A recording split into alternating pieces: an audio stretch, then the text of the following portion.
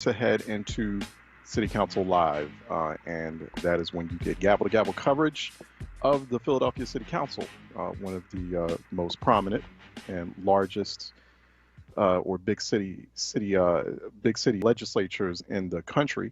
And you get that here exclusively. You get City Council Live exclusively on WURD, the home of Black Talk Media. I'm Charles Ellison. I'm your anchor for City Council Live, and welcome to 96.1 FM, 900 AM. Also, wordradio.com, Word TV, Word app, all that. And good to see you all. It is a crisp and mostly sunny 57 degrees in Philadelphia. So hope you're enjoying just a little bit of those blue skies and sunshine, and hope the remainder of the day works out well for you. Welcome to the program. We're waiting on Philadelphia City Council, and they should be joining us momentarily. In the meantime, I'm just going to go ahead and open up the phone lines, which is customary here on City Council Live, 215-634-8065, 866-361-0900, 215-634-8065, 866-361-0900. I'm at Ellison Report, by the way, on Twitter.com. I'm on Twitter. Go to at Ellison Report. You can tag me there, particularly if you're on Twitter. You can also direct message me as well. 215-634-8065, 866-361-0900 here on Reality Check. Also, check out the companion magazine to Reality Check on WURD. There is a companion magazine. It's both the magazine and online zine, and also newsletter that you can sign up for. It's free. It's the B Note, THEBE Note.com, thebnote.com. Definitely check that out when you get a chance. Also, just a little bit of housekeeping here. There is a discussion that is taking place tomorrow. I'll be moderating that. It's entitled Back to School, Reimagining K through 12. And so that is being brought to you by the Council of State Governments. Eastern Regional Conference, Pennsylvania happens to be a member state, and a nice collective of state legislators and also executive and judicial branch policymakers. And so the Council of State Governments, Council on Communities of Color, of which I'm a senior fellow, is holding a movement summit. This is part of the movement summit series about the state, not so much the state of education, because we've had previous discussions about the state of K through 12 education, not just during pandemic, but also before pandemic, because the state of K through 12 education was always a hot mess and was in disrepair and dysfunction before pandemic. But we're going to talk about, like, where do we move from here? Like, where do we go from here? What sort of vision do we have for K through 12 education? I was looking at a data point yesterday, noticed something, a hidden crisis that is unfolding right before us. We got all these hidden crises, but one crisis that's of particular alarm is the fact that we have over 3 million young people, elementary and secondary age young people, who are lost, that school systems have lost complete track of during the pandemic. Over 3 million young people nationwide. There are also thousands that are in, we don't have any counts, no specific counts that I've seen for the Philadelphia School District. But we do know we have about over 3 million children who are unaccounted for right now in their school systems as a result of pandemic. Now, before then, you had over 12,000. I think you had nearly 13 million young people nationwide. Disproportionately Black, disproportionately Latino, and indigenous. Some also the part of the Asian Pacific Islander community, but who were also classified as marginalized. So that's nearly 25% of the overall K through 12 system population throughout the United States that's marginalized. And now we have a situation where over 5%, nearly 6% of the K through 12 school system population throughout the United States has evaporated, has vanished, and not exactly sure what school districts are going to do to get them back. Let me go to Ms. Bobby out of Southwest, who's calling in for a reality check while we wait on City Council. Ms. Bobby? Good morning, Sir Charles. Good morning. How are you doing? I'm fine, thank you. I have a request of WURD. I don't know all the people who are running for office, and I just don't want to go to the polls and pull names just because names are there. And I'm only hearing you guys talk about Krasner. I think that's how you pronounce it today. So if you guys could, like, be so good and kind of, you know, educate us to who's running for office, right, I would appreciate that so much. I agree with you. We have been talking, well, at least on this program, we've been talking about reminding people about these judicial races, and not just the DA's race, but also the other judges' races as well. I'll be very honest with you as far as the specific people, Ms. Bobby. Even I'm not familiar with these people which is very troubling and alarming.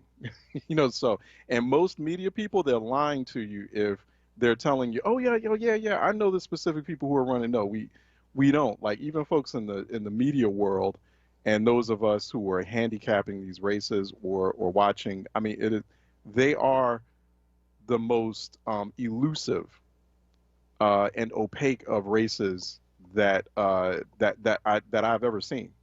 Right. So I apologize for that. I really do. No. I'm going to have a humble moment here and just really truly like I know the positions. Like, I know the positions, the different, you know, like you gotta watch the Pennsylvania State Supreme Court race. There's an open seat there. Also Superior Court of Common Pleas. I don't know these candidates. I don't know. I mean, I know that there's one candidate who's a black judge on the Court of Common Pleas, who is a Republican, and she's a MAGA person. She's all caught up with the QAnon MAGA Proud Boys folks, and she's a Philadelphia native, an HBCU graduate. I don't know how she slipped through the cracks, right? So there's people talking about her, and it's sad. Okay, one more request, and then I'm going to let you go. Please keep reminding me and us the day we go to vote. Yes, ma'am. I'm asking that from WURD. Please remind us, because I'm going to write it down the next time I hear it, but just remind the seniors. I'm a senior, so I'm going to speak for us. Okay. Thank you. All right, working on it too. Thank you, Ms. Bobby. I appreciate that. So, and Ms. Bobby is absolutely right. You got a big race that's coming up on May 18th. I've been saying this almost daily, right? And we have been doing, and yes, you are absolutely right.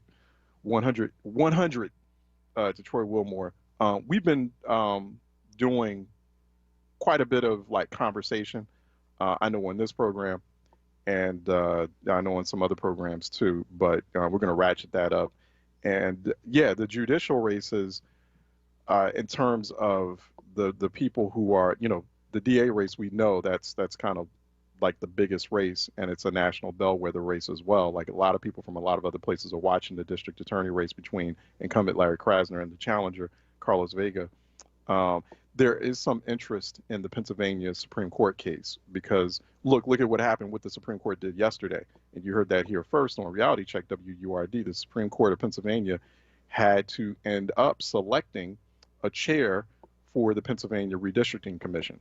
The Pennsylvania Redistricting Commission is extremely important, because that's the commission that's going to determine the number and shape of state legislative districts in the Commonwealth of Pennsylvania. It's a bipartisan commission. It's one of, you know, pretty much a handful of its kind throughout the country. So Pennsylvania is a little bit lucky, a little bit fortunate in that sense, that it has a bipartisan, it has a legislative, a redistricting commission that's you know, nonpartisan, or at least, you know, on paper. And so they couldn't come to an agreement on who to pick for the chair, because it's a 5-seat commission.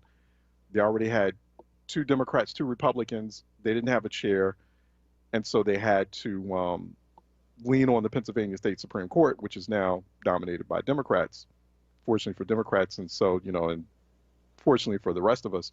And so they chose the former chancellor, Mark Nordenberg, the former chancellor of the University of Pittsburgh, to chair that. And so it sounded like House Minority Leader Joanna McClinton seemed fairly at ease with that choice, with that selection. So, you know, the composition of the Pennsylvania State Supreme Court, particularly Pennsylvania State Supreme Court, was able to fend off challenges to the 2020 election. Challenges, just vicious, sinister, and just, evil challenges based on a blatant lie about the 2020 election, but they were able to fend off those legal challenges from Republicans in the Commonwealth. So, that it's very important that the Commonwealth, the state Supreme Court, is of a composition where that where they can they're able to help manage some of these very controversial issues, and to do so in a in a somewhat reasonable and just way, or as just as we can get it. And there's some other issues and other topics as well that need to run through the state Supreme Court. So you need to pay attention to that. In the Superior Court, then you have Court of Common Pleas, Municipal Court. I don't have all the courts in front of me right now, but definitely go to PhiladelphiaVotes.com to check out that ballot and to get a running list of also the different positions that are being voted on. Also, there are ballot questions. That are on there too. That are up for decision on May 18th, and so that's all going to be very important to know, and then we'll talk more about it. 215-634-8065, 866 361-0900. Phone lines are open. 215-634-8065, 866-361-0900. We're waiting on Philadelphia City Council. It has been a busy week inside the Philadelphia City Council. They did kick off fiscal year 2022 budget hearings, budget oversight hearings this week. That started this Monday. And they're going to be going over the proposed budget submitted by Philadelphia Mayor Jim Kenney for fiscal year 2022. So the city of Philadelphia is feeling in a much better position now. That they are expecting the loading of federal funds from the American Rescue Plan. So that's going to help plug city of Philadelphia budget gaps. And, like we were talking to Harvey Rice, executive director of the Pennsylvania Intergovernmental Cooperation Authority, which is the oversight agency, the state or the Commonwealth's agency overseeing city budgets like Philadelphia's. And Harvey was saying, hey, listen, now this money will allow the city of Philadelphia to stay fiscally afloat for the next 3 years. So this is going to be real important to watch these budget hearings. Okay, now, you can go to phlcouncil.com/budget2022. I do appreciate how council has done it this year. It seems like this is the first time they've done it where they got one space, a very easily accessible space, a page that you can go to, and you can not only see the calendar of when these hearings take place, they've actually also loaded the videos. The YouTube videos, they're all on that page where you can watch those hearings if you've missed them. So you can now watch those hearings in the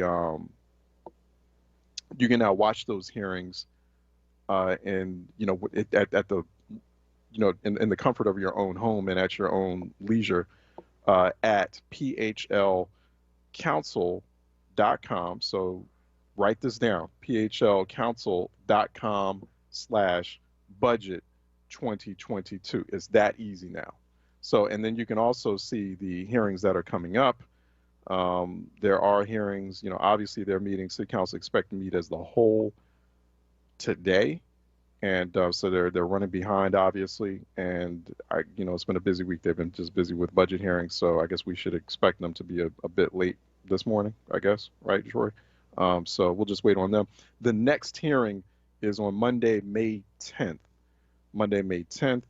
And that will be the managing director will come before the council around 9:30, and we'll talk about the streets and transportation department, licensing and inspections, the Office of Emergency Management, SEPTA, also the city's fleet, and the public property agency, and also the mural arts program as well. So that's what's coming. That's what's at 9:30. That's in the morning on Monday, May 10th, and then at 12:30 to 3 in the afternoon, we have the law and chief administrative office. We have officials who are going to talk about. I guess this is, I'm not sure what law means, but maybe the deputy mayor over law issues, or maybe this is for legal issues, but I'm not so sure. It doesn't say like the police commissioner.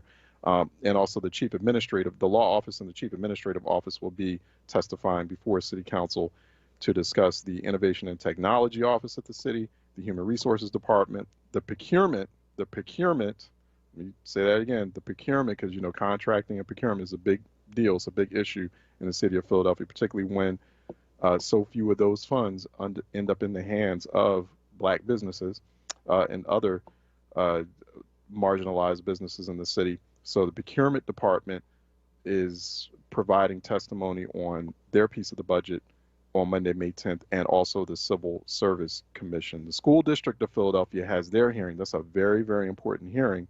School District of Philadelphia has their hearing, their budget hearing at 9:30. That is expected to go on for some time. They have that scheduled from 9:30 to 2 p.m., followed by the Community College of Philadelphia for just an hour from 2 to 3 p.m. And public testimony is being scheduled for 3 to 5 p.m. For Tuesday, May 11th. So this is very important. You should really sign up for public testimony on the day of the school budget hearing. I highly encourage people to do that. So call 215. Well, first of all, you can get all this information on how to sign up for public testimony at phlcouncil.com/budget2022. Then you should call also, but I'm just reading from phlcouncil.com/budget2022. Call 215-686-3407. That's 215-686-3407. Or you can send an email to budget.hearings@phila.gov. And you have to do that by 3 p.m. on Monday, so you can participate in public testimony and you can tell the council how you feel about the Philadelphia public school system during that public testimony. And so I know I would assume that people have all kinds of issues and problems with the public school system of Philadelphia. They are slated to receive very soon. Checks are being cut for the Philadelphia School District to receive $1.4 billion from the federal government. That's separate from the money that the city of Philadelphia is receiving. So let's make sure that money is being put to good use. Let me go to Phil out of North Philly, who's calling in for a reality check. Phil. Thanks, Charles, for taking my call. And thanks, Yes, Troy, for accepting me. Listen, I got one question, man, that's been needling me. Every time I voted, we had those questionnaires, right? The questionnaires, right? The questionnaires, and they was always asking, could we take all this money and put it over here and take all this money and put it over you're talking there? about the ballot questions, right? The ballot questions. The ballot. That's a lot of money we was moving around. Right. Now they coming out here with all this big money. So what happened to the other money? Right. We gave them all the power to use our tax-paying money, which was in the millions of dollars, to fix up the infrastructure, the same things that they and it's not even infrastructure. It's just like to upgrade and spruce up municipal buildings, right? I mean, that's really what it is in municipal buildings and municipal facilities throughout the city of Philadelphia. What? And now we're going to have a budget on the same thing? I mean, it's I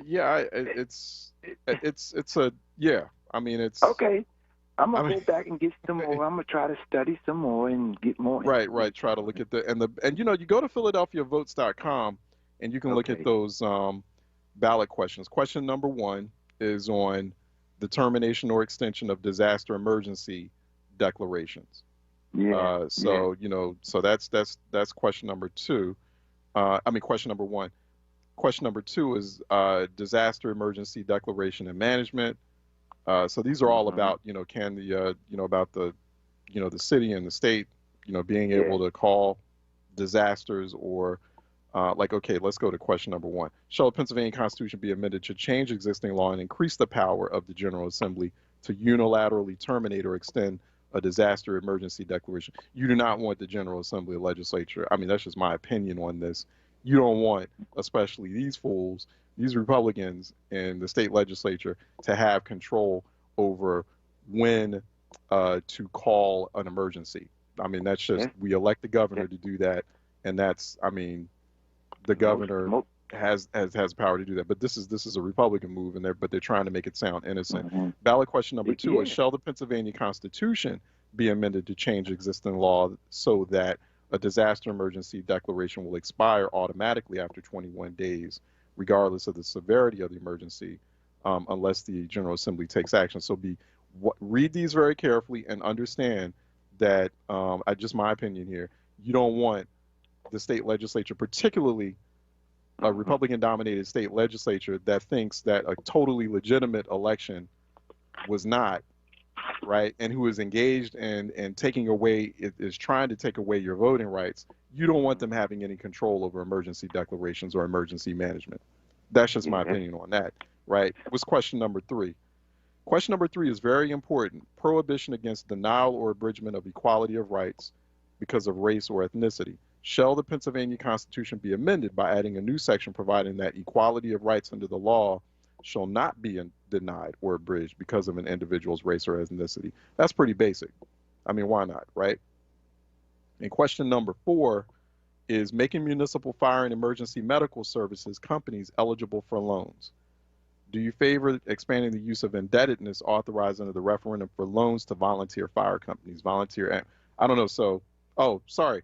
Philadelphia City Council is on right now. Let's go to them, and you shall hear them right now. I now note that the hour has come. The clerk will please call the roll to take attendance. Members that are in attendance indicate that you are present, and say a couple of other words to make sure that your image is displayed on the screen. Mr. Decker, please call the roll. Councilwoman Bass.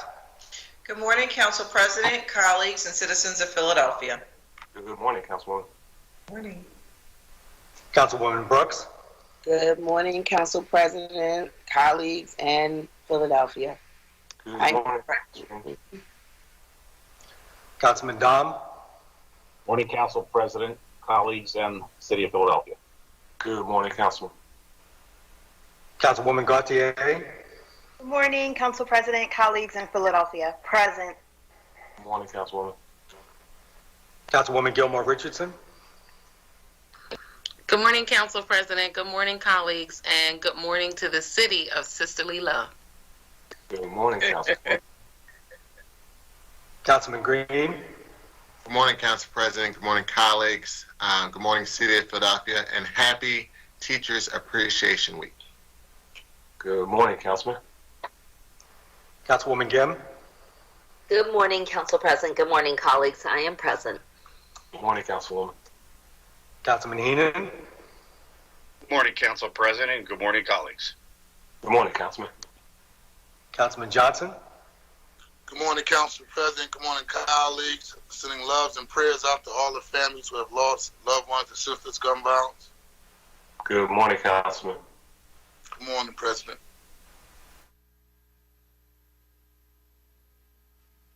Colleagues and viewing public. I'm present. Good morning, Councilman. Councilman O. Good morning, Council President. Good morning, colleagues. Good morning, Councilman. Councilman O'Neill. Good morning, everyone. Good morning, Councilman. Councilwoman Parker. Good morning, Mr. President and colleagues. Good morning, Councilwoman. Councilwoman Guinrina Sanchez. Good morning, in the spirit of celebration. Thank you, Council President, and happy Mother's Day weekend to all.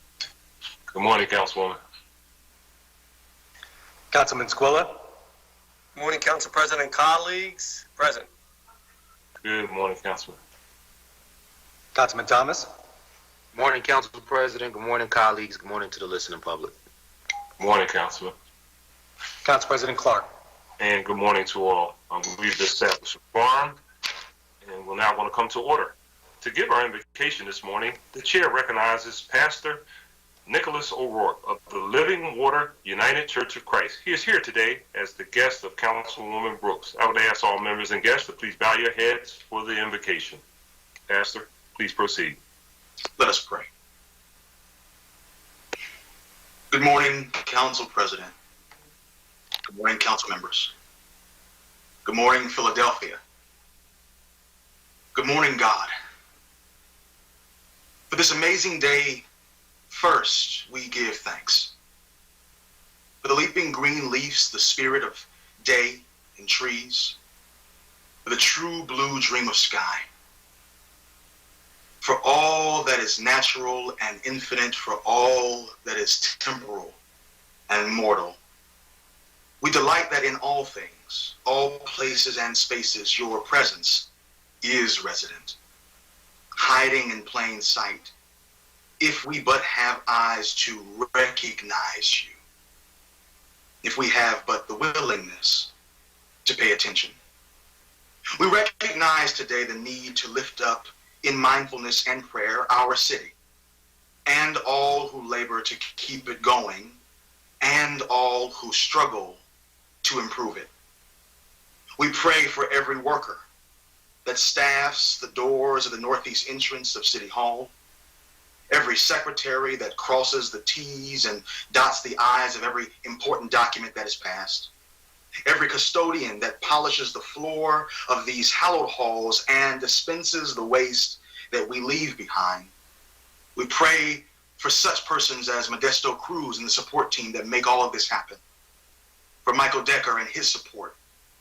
We pray for every chief of staff who keeps the offices and the outreach alive and makes the work of our officials even possible. And we pray for Daryl, for Mark, for Kenyatta, for Jamie, for Curtis, for Bobby, for Maria, for Cindy, for Sherelle, for Brian, for Kendra, for Alan, for Derek, for Kathy. We pray for Helen, for David, and for Isaiah. We pray for every council person and their constituents that are drawing their month-long fast to a close. We pray that they reap the benefits of their faithfulness to Allah. We pray that those benefits spill over into our city, that we have healing and justice in our city, and safety. Safety not just in word, not just in sight, but safety that we can feel. Provoke, oh God, within our elected leaders here assembled on this call, provoke within them a sensitivity to racism and sexism in our interactions, our remarks, and most importantly, in our policy making and our systems. Provoke within them a sensitivity so acute that causes proactive action and not just reactive lament. We pray for long-term investment in the radical reimagining of city planning that prioritizes compassionate legislating. We cause and we ask for you to cause us to grow and to learn to not react with offense to efforts, however loud or raucous, that are fueled by a vision of creating a compassionate city out of the hearts of compassionate people.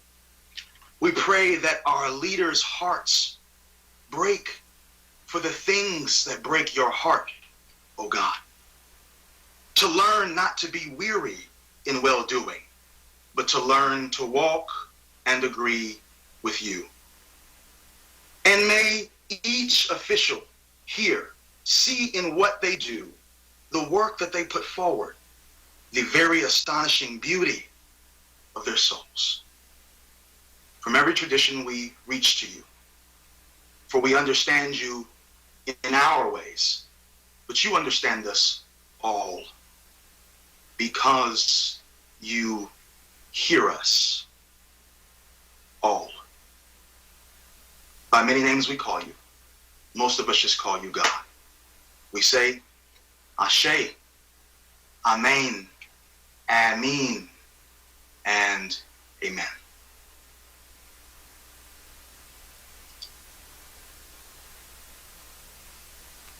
Pastor, thank you so much for that invocation. We really appreciate it. Thank you so much. Moving to our next order of business is the approval of the journal of the meeting of Thursday, April 29, 2021, and the chair recognizes Councilman Squilla. Thank you, Mr. President. I move that the journal of the meeting of Thursday, April 29th, 2021 be approved. Second. Thank you. It has been moved and properly second that the journal of the meeting of Thursday, April 29, 2021 stand approved. All in favor indicate by saying aye. Aye. Aye. Aye. Ayes have it, and our journal is approved. And our next order of business is request for leave of absence, and the chair recognizes Councilwoman Parker. Thank you, Mr. President. On behalf of the members of council, there are no requests for leave of absence today. Chair thanks the Councilwoman. And our next order of business is communications. And the chair asks that the clerk please read the messages from the mayor and any other communication that he may have in his possession. From the mayor to the president and members of the council of the city of Philadelphia, I am transmitting for the consideration of your honorable body a resolution authorizing the Commissioner of Public Property to execute and deliver to the Philadelphia Redevelopment Authority deeds conveying fee simple title to certain city-owned lots or pieces of ground with the buildings and improvements thereon, situated in the 7th Councilmanic District of the city of Philadelphia, and further authorizing the Philadelphia Redevelopment Authority to transfer to the Philadelphia Land Bank fee simple title to such properties. And a resolution authorizing the Philadelphia Land Bank to dispose of 1329 South 15th Street, located in the 2nd Councilmanic District. And an ordinance authorizing the Commissioner of Public Property to enter into a sublease agreement with the Philadelphia Municipal Authority for Industrial Development for use by the city of a portion of the premises located at 1101 Market Street. And an ordinance authorizing the Commissioner of Public Property to convey to the Commonwealth of Pennsylvania all or a portion of a parcel or parcels of land in and about the area bounded by Kingston Street, I-95, East Venango Street, and Bath Street. And an ordinance authorizing the Commissioner of Public Property to grant to the Pennsylvania Department of Transportation a temporary construction easement on a portion of a parcel or parcels of land in and about the area bounded by Richmond Street, East Butler Street, I-95, and Castor Avenue, commonly known as 3721 Richmond Street, all under certain terms and conditions. Thank you very much, Mr. Decker. That concludes our communication. And our next order of business is introduction of bills and resolutions. And just by way of a reminder, we're asking that all resolutions, including privileged resolutions, be placed on the final passage calendar for the next session of council unless they're being referred to committee. In our current remote environment, this procedure will provide an appropriate opportunity for public comment. I would like to thank you very much for your anticipated cooperation. Mr. Decker, please read the titles of the legislation that is being offered today by the members. Yes, Mr. President. Councilwoman Parker offers 6 bills entitled An Ordinance Establishing a No Truck Parking Regulation on both sides of the 6400 block of Somerdale Avenue, and an ordinance establishing a no truck parking regulation on both sides of Lower Avenue between East Upsall Street and East Quarter Street, and an ordinance establishing a no parking regulation on North 3rd Street, both sides between West Erie Avenue and West Sedgley Avenue, and an ordinance establishing a no truck parking regulation on West 65th Avenue, both sides between North Front Street and North 2nd Street, and an ordinance establishing parking regulations in the vicinity of North 12th Street and Champlain Street, 69th Avenue and North 12th Street, Camac Street and Champlain Avenue, Park Avenue and Nedrow Avenue, North 13th Street and Olney Avenue, and an ordinance amending Section 13101 of the Philadelphia Code entitled Fixing and Regulating Rates and Charges to modify the remedies and enforcement provisions and make technical changes. Thank you. Those 6 bills, just read by the clerk, will be referred to the appropriate committee. Councilwoman Gilmore Richardson offers two resolutions. On behalf of Council President Clark, Councilwoman Gilmore Richardson offers a resolution authorizing the Philadelphia Redevelopment Authority to execute and deliver to the Philadelphia Land Bank deeds conveying title to certain properties located in the 5th Councilmanic District pursuant to the requirements of the Commonwealth Land Bank Act. Next week's calendar. On her own behalf, Councilwoman Gilmore Richardson offers a resolution urging the Pennsylvania State Legislature and Governor Tom Wolf to reject House Bill 972, intended to prohibit transgender athletes from participating in high school and or collegiate sports according to their gender identity. Next week's calendar.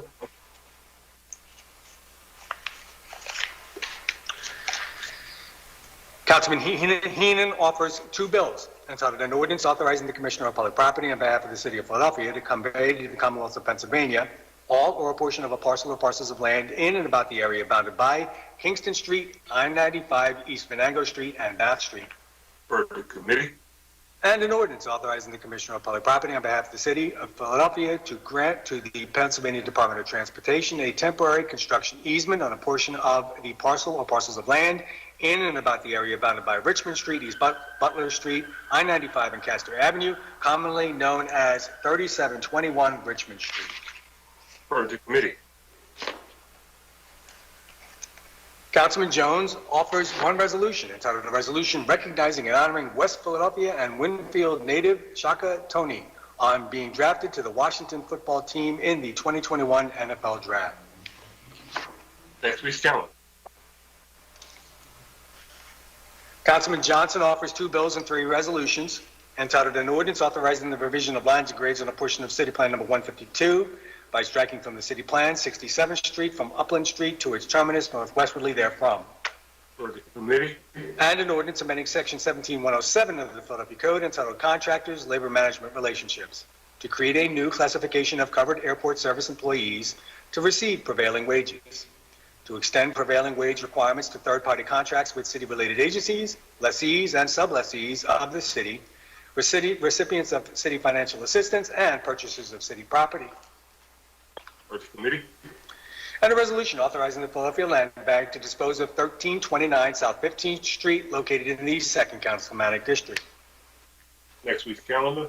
And a resolution honoring Equal Justice Initiative founder Brian Stevenson for his lifelong pursuit of justice, vindicating the rights of the accused, and fighting mass incarceration. Councilman Johnson, did you want to be recognized on this resolution or the next one? Next one. All right, thank you. Next week's calendar. And a resolution recognizing Philly Truce for its work to end gun violence and further acknowledging May 8th as Philly Truce Day. Chair recognizes Councilman Johnson. Thank you, Mr. President. Mr. President, I move that the resolution regarding Philadelphia Philly Truce Day be added to today's final passage calendar. And you'll be requesting for a suspension of the rules? Yes. Yeah. Can we get a second? Second. Been moved to property second. All in favor? Aye. Aye. Aye. Those opposed? Ayes have it. That resolution will be on today's final passage calendar. Also, Council President, I just want to just make brief remarks regarding prevailing wage bill that I introduced today to support workers at the Philadelphia International Airport. We have seen during this health pandemic the disparities that have significantly impacted people of color. And so this particular bill will provide health care for those essential workers who are on the front line working at the Philadelphia International Airport. We know that the workers at the airport are the backbone and cornerstone of keeping the Philadelphia International Airport moving forward. And so the bill will provide an opportunity for them to receive benefits as it relates to a prevailing wage. But most importantly, the cornerstone is health care coverage. And I want to thank all of my colleagues for signing on, for co-sponsors, and also particularly yourself as well, Council President. If we have learned anything during this pandemic, that healthcare is along the lines of a civil rights issue, and no individual should have to go to work and put their lives on the front line in the midst of COVID-19 and bring back a virus that can potentially take the lives of their family members home without adequate health care coverage. And so I just want to thank you, Council President, for your support, as well as all of my other colleagues who also stepped up to the plate to support our essential workers at the Philadelphia International Airport. Thank you, Council President. Thank you, Councilman. Councilwoman Quirona Sanchez offers one bill and one resolution entitled an ordinance regulating the direction of movement of traffic on certain portions of Paul Street, Meadow Street, Talcahuano Street, Worth Street, Pear Street, Gillingham Street, Josephine Street, Blair Street, and East Montgomery Avenue, and making associated changes to parking regulations within the same limits. For the committee. And a resolution authorizing the Philadelphia Land Bank to dispose of 19, 21, 23, 25, 27 East Somerset Street, 3022, 3024, 3026, 3028 North American Street, 2907 Grandsback Street, 413 West Norris Street, 419 West Norris Street, and 2152 North Randolph Street, located in the 7th Councilmanic District. Next week's calendar.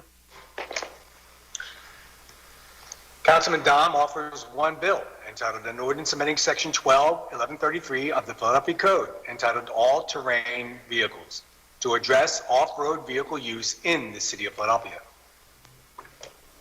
Bill will be referred to the appropriate committee. Councilman Thomas offers one resolution entitled the resolution honoring the nonprofit organization The Block Gives Back for their successful youth internship program for 12 to 18-year-olds aimed at growing nonprofit operation skills and providing support for community events. Next week's calendar. Councilman O'Neill offers one bill entitled an ordinance amending Chapter 14500 of the Philadelphia Code entitled Overlay Zoning Districts by revising certain provisions of Section 14514 entitled FNE Far Northeast Overlay District. For the committee. Councilman Squillo offers one bill entitled an ordinance authorizing the Commissioner of Public Property to enter into a sublease agreement with the Philadelphia Authority for Industrial Development for use by the city of a portion of the premises located at 1101 Market Street. For the committee. Councilman O offers two resolutions entitled a resolution calling on the city of Philadelphia to implement minimum force training for all law enforcement officers. Next week's calendar. And a resolution recognizing and honoring Highway Patrol Officer Andy Chan on his 25th anniversary of service in the Philadelphia Police Department. Next week's calendar. There are no other bills or resolutions being offered today by the members, Mr. President.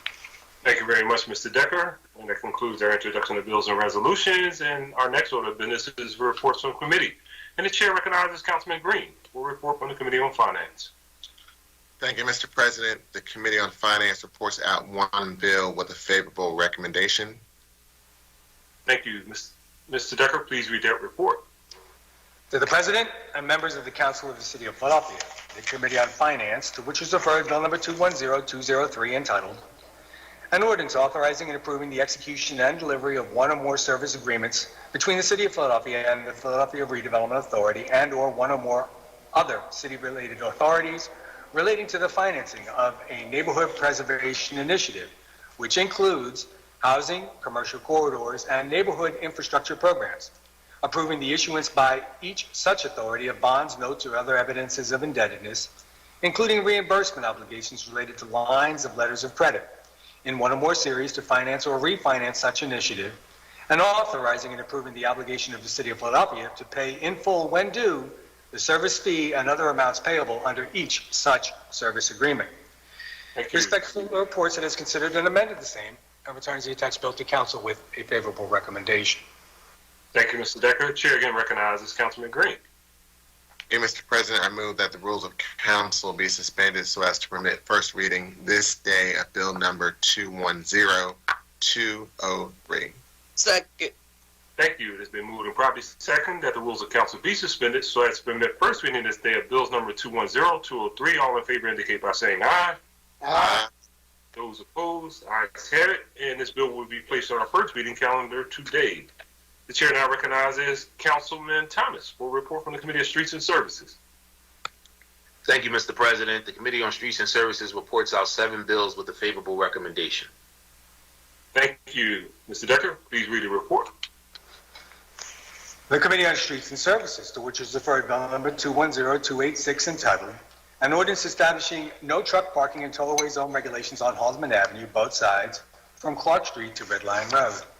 And bill number 210287, entitled, an ordinance establishing no truck parking and tollway zone regulations on Tomlinson Road, both sides, from Bustleton Avenue to Lindsay Street. And bill number 210288, entitled, an ordinance establishing no truck parking and tollway zone regulations on Brookmont Road, both sides, from Ferndale Street to Medway Road. And bill number 210289, entitled, an ordinance establishing no truck parking and tollway zone regulations on Bridle Road, both sides, from Brookmont Road to Bartlett Street. And bill number 210290, entitled, an ordinance establishing no truck parking and tollway zone regulations on Chesworth Road, both sides, from Varee Road to Ferndale Street. And bill number 210291, entitled, an ordinance establishing no truck parking and tollway zone regulations on Ferndale Street, both sides, from Jean Street to Red Line Road. And bill number 210292, entitled, an ordinance establishing no truck parking and tollway zone regulations on Graymont Street, both sides, from Jean Street to Ferndale Street. Respective reports, it has considered the same and returns the attached bills to council with a favorable recommendation. Thank you. The chair again recognizes Councilman Thomas. Thank you, Mr. President. I move that the rules of council be suspended so as to permit the first reading this day of bills number 210286, 210287, 210288, 210289, 210290, 210291, and 210292. Second. Thank you. It has been moved and properly second that the rules of council be suspended so as to permit first reading this day of bills number 210286, 210287, 210288, 210289, 210290, 210291, and 210292. All those in favor indicate by saying aye. Aye. Aye. Aye. Aye. Those opposed, ayes have it, and these bills will be placed in our first reading calendar today. That concludes our reports on committee, and our next order of business is the consideration of the calendar. I note that the bills just reported from committee with the suspension of the rules have been deemed to have had its first reading. They will be on our second reading and final passage calendar at our next session of council. As there are no additional bills on our first reading calendar, the chair recognizes Councilwoman Parker for the purpose of calling on bills and resolutions on the final passage calendar today. Thank you, Mr. President. The following resolutions and bills are being called up from the second reading and final passage calendars today. They are numbers 210395, 210397, 210398, 210399, 210400, 210401, 210402, 210403, 210404, 210405, 210406, and 210139-AA. All other resolutions and bills are being held, Mr. President. Thank you very much, Councilwoman. Before we proceed with the consideration of public comment, we will now take a brief 5-minute recess to give our technology professionals some time to connect our speakers to our meeting.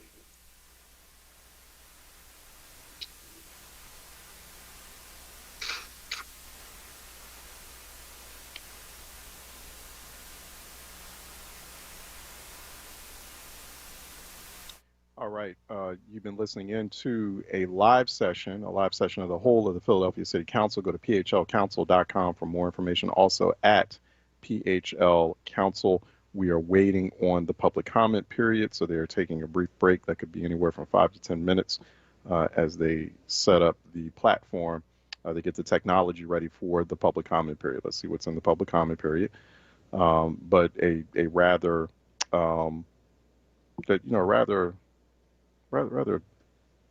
technical session of the City Council, fairly sober session of the City Council. So not much of anything that's happening that's dramatic. So we'll continue to listen in and see if there's anything of major anything that stands out, anything of major import that particularly stands out during this session of City Council. 215-634-8065. While we have some moments here as we're waiting for public comment, waiting for City Council to come back. 215-634-8065, 866-361-09 here on City Council Live, 215-634-8065, 866-361-0900. Also, if you haven't noticed already, breaking news out of Florida, some very troubling breaking news out of Florida. Just this morning, Republican Governor Ron DeSantis of Florida had signed into law one of the more restrictive and destructive voting bills, framing it as an election reform bill, but he signed into law the voting bill that the Florida State Legislature passed. He did that this morning. He did not invite any other news media in except for Fox News. So Fox News had exclusive coverage of that announcement, and really many political observers are seeing DeSantis's his doing this as the first step or the first indication of his intention to run for president in 2024. So, and these voting restrictions are all about Florida Governor Ron DeSantis running for president, setting up the state of Florida, which is a key battleground state, particularly in the Republican primary. So he's creating the type of environment that he needs to, one, make the Republican primary a lot smoother for him, and then two, also if he ends up winning the Republican primary, you have those voting restrictions in place, and then it increases the likelihood or the chance of definitely Florida becoming a state that is in his electoral college column. So that's, in the event that he would win the primary. So that's really what this is all about. It's, just political self-interest on the part of Republican Governor Ron DeSantis. But he did an appearance. There was like a ceremony on Fox News, on Fox and Friends. He signed the bill. There was a whole phalanx of nothing but white people behind him as he signed it. So not a very diverse scene coming out of Florida as he was signing that bill, but of course we know why. And the bill is including very restrictive voter ID requirements for voting by mail. There are these very restrictive, very severe limits on who can pick up and return a voter's ballot. And it's banning private funding for elections. There are some other issues with that bill too, and in terms of ballot access, mail ballot access, drop box access, etc. So everyone's been, and we had actually the Florida director of all voting is local, if I'm not mistaken, on last week, who was talking about that bill, the legislation that was passing through the Florida legislature. So we'll continue to, I think there's some other legislation that's also expected as well that will have some impact on the voting process there in Florida. So that's breaking news that's coming out of Florida, if you hadn't already heard. 215-634-8065, 866-361-0900 here on Reality Check. 215-634-8065, 866-361-0900 as we wait on City Council to come back with public comment. Not sure what we'll see if we have anyone doing public comment this morning. Okay, we're going to take a break, and we'll be right back here on City Council Live. Hey everyone, it's Michelle Obama, and I wanted to let you know that Barack and I couldn't be more thrilled that we got our COVID-19 vaccine.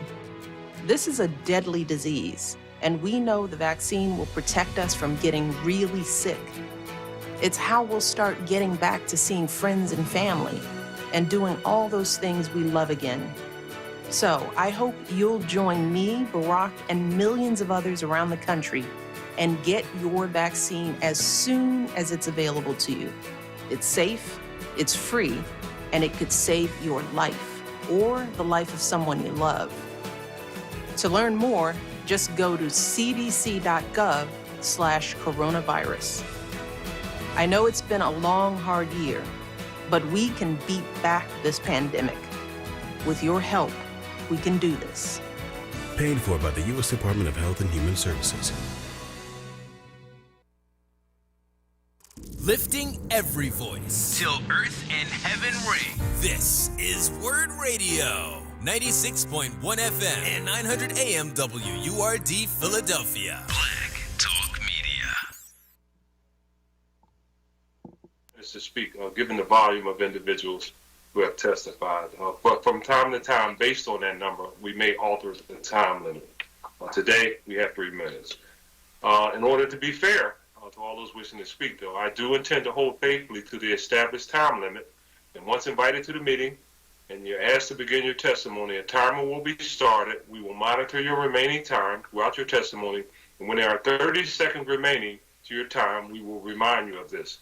Once your allotted time has passed, you will be asked to conclude your remarks, and shortly thereafter, you will be muted and disconnected from the remote meeting. I also reserve the right to limit the number of speakers where repetitious comments are being made on the same matter, and to limit the scope of testimony to only certain items on the agenda during the emergency, which could affect our callbacks for public comment at the meeting. So please be aware that this public meeting is being recorded. And because the meeting is public, participants and viewers have no reasonable expectation of privacy. So by continuing to be in the meeting, you are consenting to being recorded. Mr. Decker, I would ask you to please read the name of the first speaker on the list. The first speaker is Mazzy Kasher, commenting on Philly Truce Day resolution. Good morning. Just state your name for the record, and please proceed with your testimony. Good morning, members of the council, council president. My name is Mazzy, M-A-Z-Z-I-E, Cashier, C-A-S-H-E-R. Thank you to Councilman Johnson for the opportunity and the invitation. I would most certainly like to speak in favor of Philly Truce Day. I am the director of Philly Truce, Inc., the nonprofit behind the recently launched Philly Truce app. And we ask councilmen to help us with this declaration or proclamation, because we feel that we need, as a community, to make a public declaration that we are going to stop fighting one another about what is the cause of gun violence, what is the problem, what is the solution, and we're going to work together to solve the problem. Take the idea that people are the problem out of the equation and make a public declaration. And among other things, on that day, we will ask those in attendance to take a pledge. Particularly, we chose this day, the day before Mother's Day, because so many young people are dying and so many mothers are mourning the loss of young children. And we also wanted to make a gesture to the mothers that as a city we are taking the pledge. The Philly Truce pledge reads, "This is my community. I am responsible for what happens here, how it looks here, and for what I do here." And it is our hope and intention that with the launch of the Philly Truce app, bringing together the many boots on the ground and various resources available both in government, private, and non-governmental sectors, we are turning the tide and turning the corner, encountering the culture of violence here in Philadelphia. So that is my vote for Philly Truce Day. Thank you for the time. Thank you for your testimony. We appreciate it. The next speaker is Stephen Pickens, also commenting on Philly Truce Day. Good morning. Just state your name for the record, but please proceed with your testimony. Good morning. My name is Stephen Pickens. I'm the co-creator of the Philly Truce Act, along with my partner, Mazzy Kasher. Good morning, Council President, distinguished council members, executives, clerks, and staff. Thank you for this opportunity to introduce to you Philly Truce Act. Philly Truce Act is an innovative approach which will allow the people, organizations, and agencies who have worked tirelessly for years in violence prevention the ability to gain greater success by implementing technology as a means to reaching those who may not possess the mental capacity to make good decisions on their own accord. The Philly Truce mobile app now gives us the advantage of being inside of the homes and wherever critical decisions are being made in the absence of rational, logical, and relevant thinking is not taking place inside of our city. We urge you to visit phillytruths.com to become abreast on the various functions and conveniences the Philly Truths app stands to deliver, catapulting violence prevention into the 21st century. We have given much thought and research to issues surrounding our communities and have arrived at this destination to giving the people their voices back again. When there was a time people talked and shared pertinent information to avert hazardry, violence, and misconduct.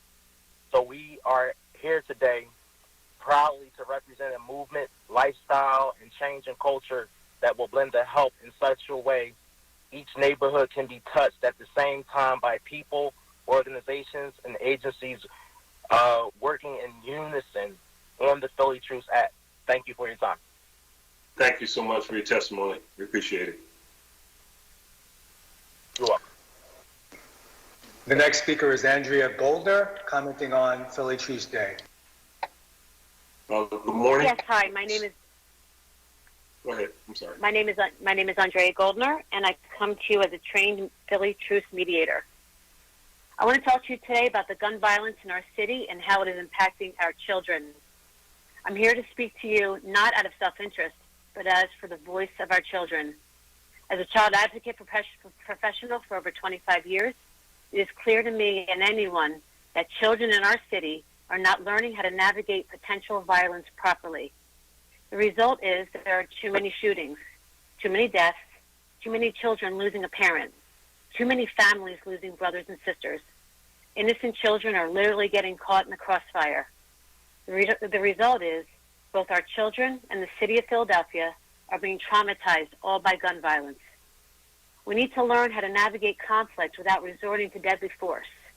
It is time to look up, speak up, because we can save lives. Too many children feel that in order to solve a problem, they resort to violence instead of using their words. Philly Truths has taken a huge leap into creating a solution to this problem. The Philly Truths app has the potential to make real change in the violence currently plaguing our city. Philly Truths is designed to bring opposing parties together through a trained mediator to de-escalate a dispute before it turns to violence. This app can be easily downloaded on any phone. All a person needs to do is download the app on their cell phone, hit the Get Help button, text a few words about the problem, and a trained mediator will respond. The intention is to help us all get in front of the conflict before it escalates into violence, and to get the community engaged in the solution. It's time to stop this cycle, and we need to start somewhere. This app can be a part of the solution. We need total community buy-in, and we need your support. Thank you very much. Thank you for your testimony. We appreciate it. The next speaker is Sarita Lewis, commenting on Philly Truths Day. Good morning. Good morning. Please Good morning. state your name for the record. Absolutely. Good morning. My name is Sarita Lewis. I am a native Philadelphian, and I love my city. I love it in the midst of a global pandemic, and I love it in the midst of the rampant gun violence that is plaguing our city and just, really impacting our children and our communities. I do still see us as the city of brotherly love and the city that loves you back. We are a city in crisis, but we are peopled by citizens with hope and belief that we can make real change.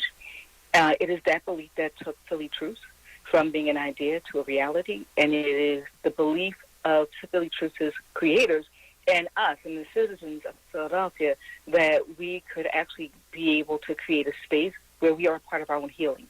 And it is with that I'm excited to say that I am a trained mediator with Philly Truths, and I am a part of the app process right now. Philly Truths allows for governmental and community groups to support our community members in real time and create a pause at the beginning of crises so that we can gain clarity of thought over the challenges that they're facing through conversation and mediation. And the hope is to be able to take it from mediation to actually really creating some healing in our neighborhoods so that there is no longer going to be the amount of fear that our citizens, that our children, that our parents and grandparents feel when they're walking the streets. I absolutely back us creating this space for Philly True State, and I hope that you will support it as well. Thank you. Thank you for your testimony. We appreciate it. The next speaker is Laura Song, commenting on 210399. Good morning. State your name for the record. Please proceed with your testimony. Council President, they are not on the line. Okay, we go on to the next one. Next speaker is Marcia Hinton, commenting on 210398. Good morning. State your name for the record. Please proceed with your testimony.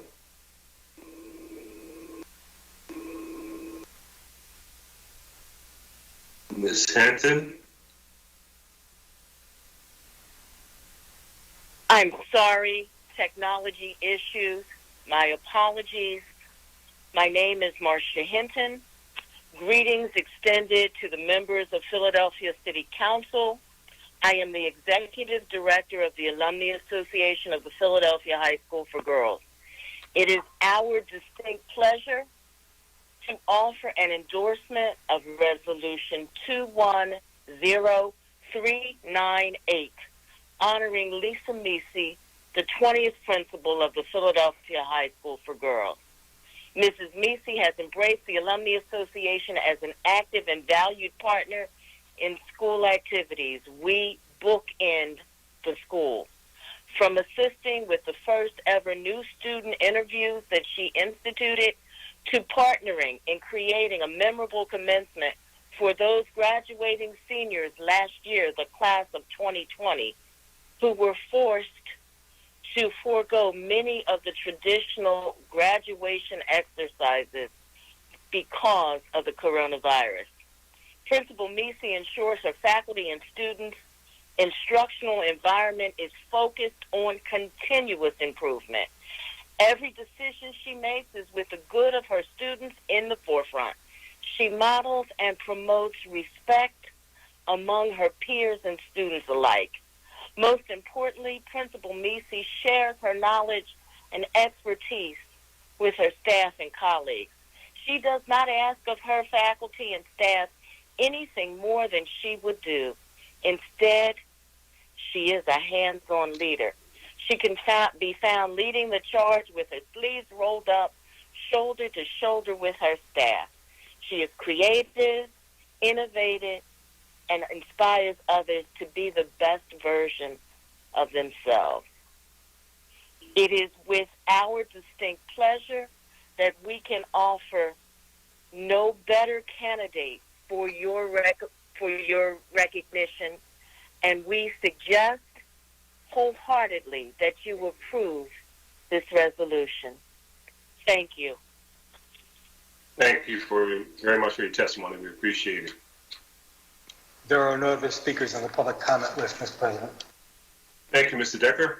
That concludes our public comment session. We will now consider the bills and resolutions on the second reading and final passage calendar.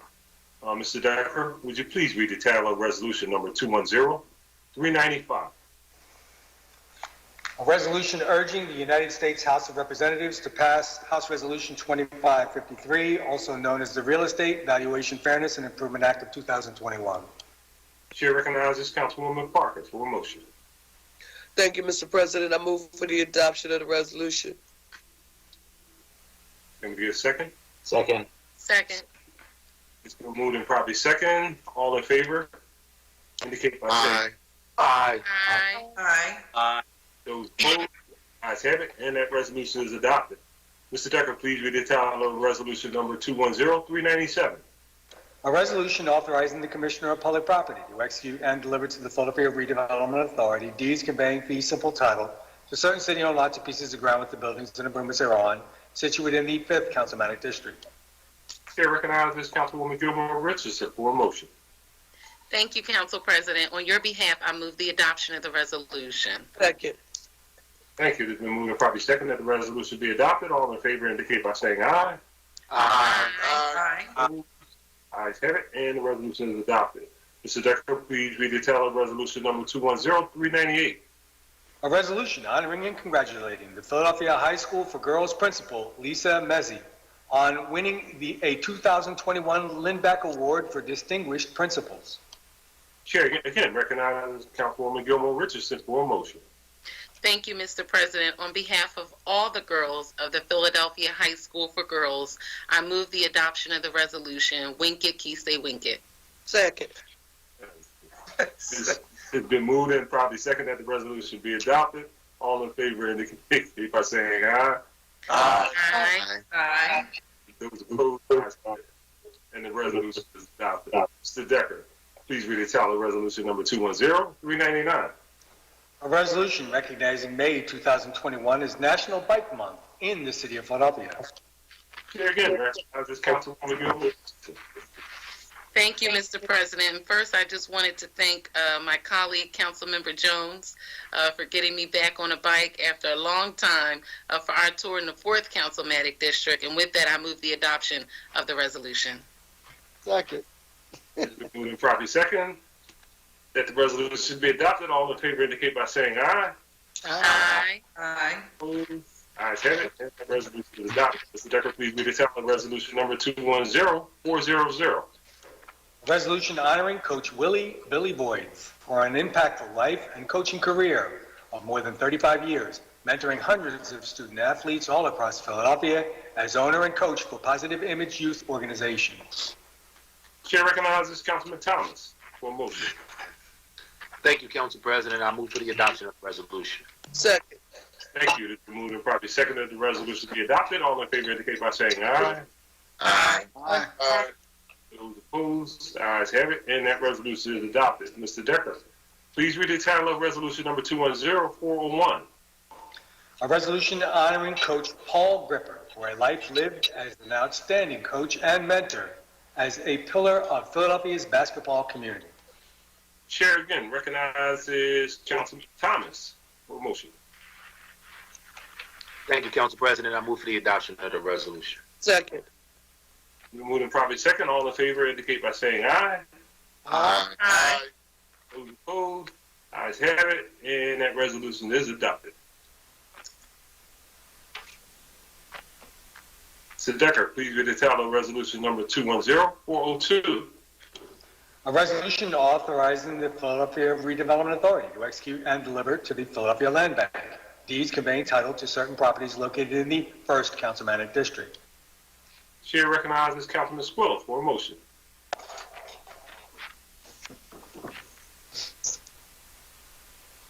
Thank you, Mr. President. I move for the adoption of the resolution. Second. It's been moved and properly second. All in favor indicate by saying aye. Aye. Those opposed, Aye. let's have it, and that resolution is adopted. Councilman O, did you want to be recognized? Yes, I did, Council President. Thank you very much. I may have made an error on my part in that I believe that the resolution recognizing the 25th anniversary of Officer Andy Chan, I did not think it was going to be voted on next week, so that's my mistake. But I'd like to make a motion to suspend the rules so that the resolution honoring Officer Andy Chan may be voted on today. Second. Second. Thank you. It's been moved in properly seconded that the resolution be voted on today. All in favor of the motion? Aye. Aye. Aye. Those opposed?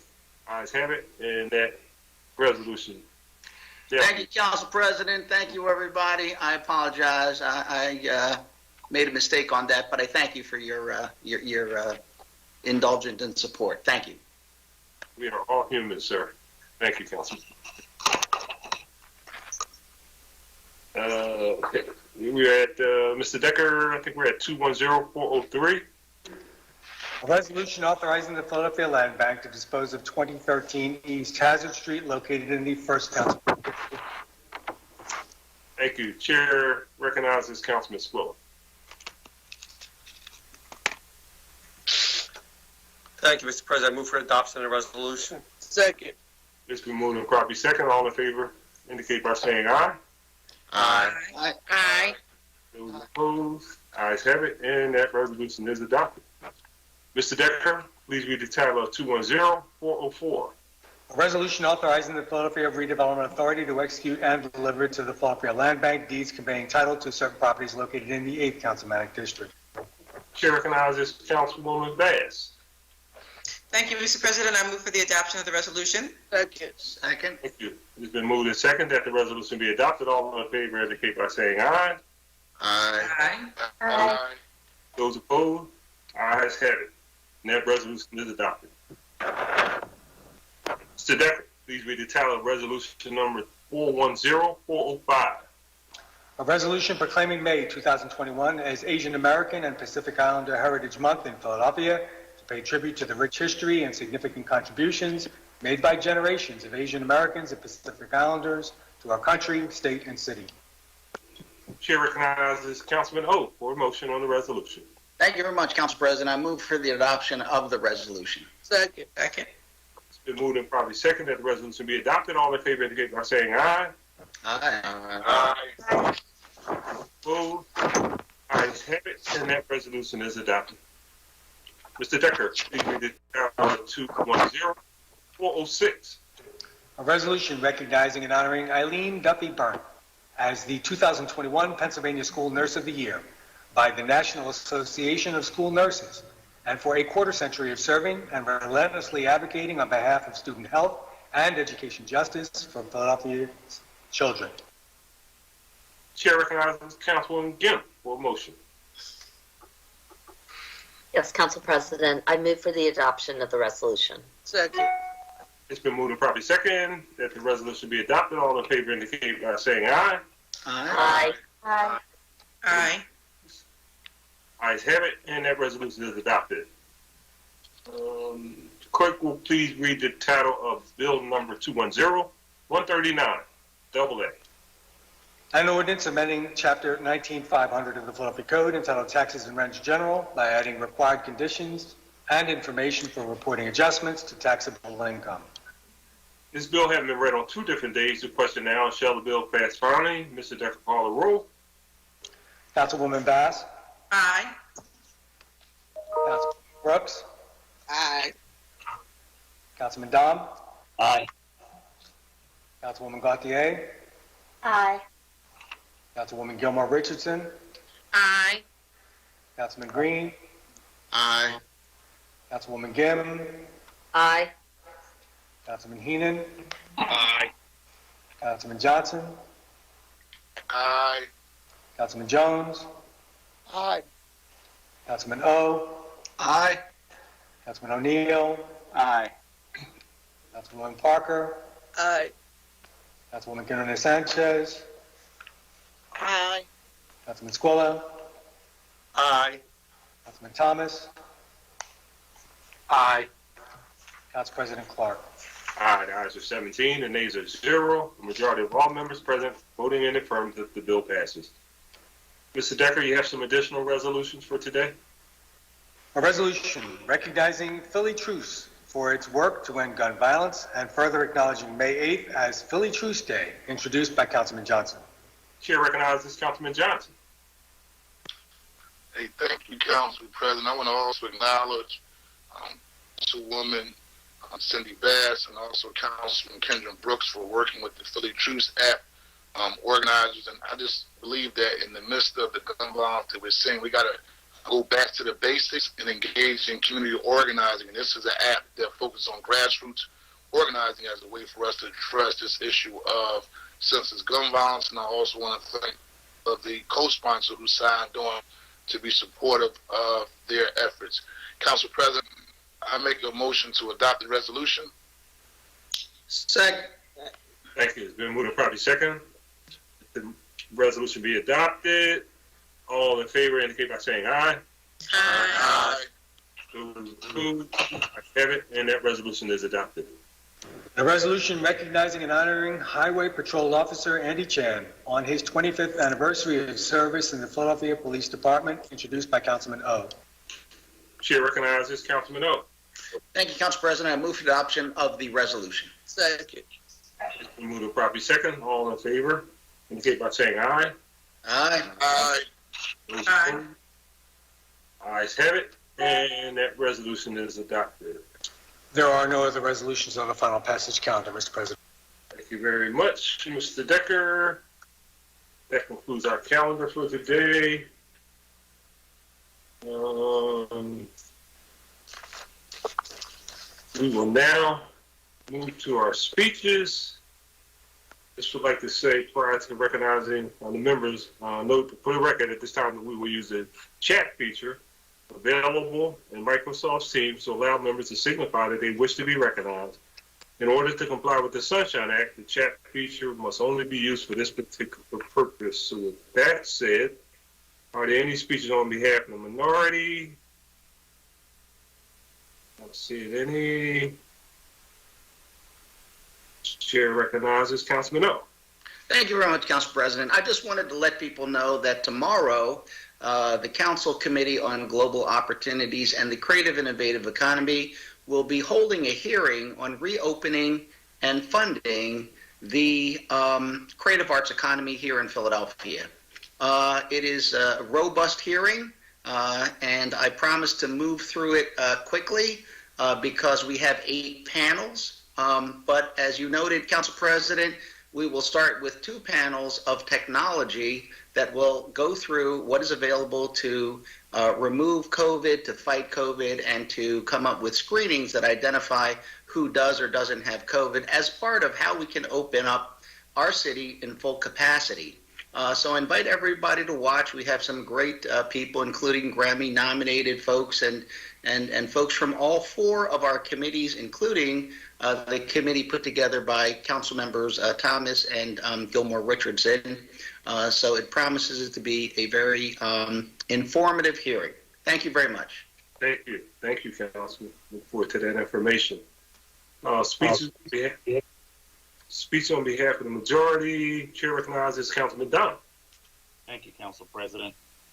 I know I've been a bit relentless on this topic in the past few weeks. So I'm hoping after yesterday's hearing, you'll understand why I need to come back to the topic of vaccinations. This administration has failed to meet the moment, and the consequence of failure is now becoming apparent for all of us to see. In less than 2 weeks, the suburbs of Philadelphia will open up for business, weddings, and sporting events.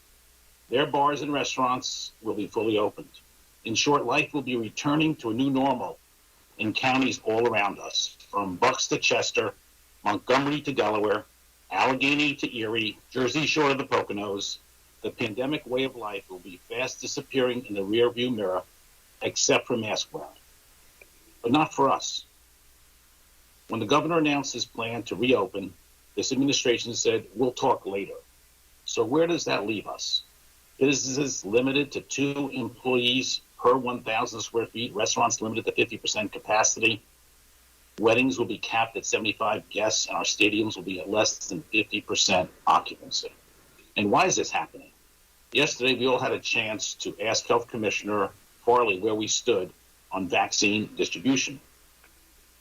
I asked Dr. Farley 2 very basic questions. At least I thought they were pretty basic. How many vaccines are we sitting on that we don't have the capacity to distribute? And number 2, how many vaccines are our providers sitting on that they don't have the capacity to distribute? He could not answer either question. My concern is that we are currently sitting on hundreds of thousands of Pfizer vaccines that over the past 6 weeks we have not had the capacity to administer. Had we administered these doses when we received them, we would be on track to meet the President's July 4th deadline. I've spent the past 8 weeks trying to get straight answers from the health department. Yesterday, I was told not to worry about how many surplus COVID vaccines the city was sitting on, because it was like worrying about how many extra measles vaccines the city has on hand. People are not dying from measles. Grandparents are not skipping hugs from their grandchildren because of measles. And businesses across the city are not forced to close down because of measles. We're now told that our failure is the fault of our constituents, that they're vaccine hesitant, and it's a problem across the country. These are nothing but poor excuses, in my opinion, for the failure to plan. Our vaccine hesitancy rate is at 17%. 17%. 1 point higher than the state's vaccine hesitancy rate, and 2 points lower than the national average. So it's hard for me to believe it's because our constituents don't want the vaccine. Yes, there's vaccine hesitancy in this country, but it's mostly prevalent in red states that don't even believe in the vaccines. Yes, in blue states like New York and New Jersey, and in blue counties like our suburbs, the demand has plateaued. But the suburbs and neighboring states, they had a plan to scale up distribution as the vaccine supply scaled up. They were delivering their doses as they received them. And now, despite the plateau in demand, they're all on a path to meet President Biden's July 4th timeline. We started sitting on our doses weeks ago because we had no plan. Now it looks like we won't meet the president's timeline of July 4th. Yesterday, I called on the Department of Public Health to provide us with a written plan for spending the millions of dollars in new federal aid for vaccine distribution in Philadelphia. I was told they'd get it to me. I'm still waiting for the plan. But this plan should have been written months ago, ready to execute the minute federal dollars became available. I fear we're writing it as we speak, and as our council body asks these questions. This plan should include a pathway for scaling up distribution in convenient drive-through and walk-up sites all over the city of Philadelphia. It should include an advertising campaign around these sites. And everywhere you turn, you should see it. Something that's more than social media and Philadelphia Counts running, a phone bank. It's our sports and entertainment icons we can engage on TV and radio. If we ran a marketing campaign like a mayor's race in this town, people would see the ads. We would spend more money on media. We should spend more money on media than we collectively spend on our election campaigns. This is more important. That's what federal money should be used for at this point. On the 4th of July, soon, in the birthplace of liberty and freedom, let's not be the only city in America where freedom and liberty are still being held hostage to this pandemic. I hope this body continues to ask the questions we've been asking. But more importantly, I hope we get the answers our constituents deserve, and that we quickly put a plan of action in place to meet President Biden's July 4th goal.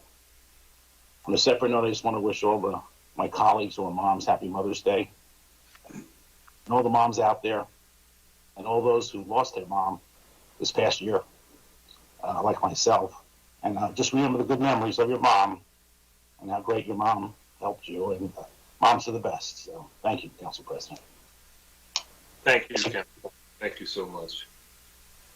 Chair recognizes Councilman Green. Yes, Council President. I also want to wish all of the mothers of the city happy Mother's Day. Also, a shout out to those who lost their mothers as well, and our prayers are with you, including Councilmember Down. Thank you, Council President. Thank you, Councilman. Any other speeches on behalf of the majority? Not seeing any. Before I recognize Councilman Jones, I would also like to wish everyone, all those mothers, including the wonderful members of the City Council of Philadelphia that are mothers. Happy Mother's Day. It is a special day. No one should ever question why Mother's Day commercials and sales quadruple Father's Day's commercials and sales on TV, because mothers are very, very special. So I just want to say happy Mother's Weekend to all of you all. And with that, Chair recognizes Councilman Jones for a motion to adjourn. Paradise lies at the feet of your mother. So with that, thank you, Mr. President. I move that council stand adjourned until Thursday, May 13th, 2021 at 10 a.m. Second. Thank you. It has been moved and seconded that council stand adjourned until Thursday, May 13th, 2021 at 10 a.m. All in favor indicate by saying aye. Aye. Aye. Opposed? Ayes have it. Motion carries. Thank you all very much, and please be safe. Thank you.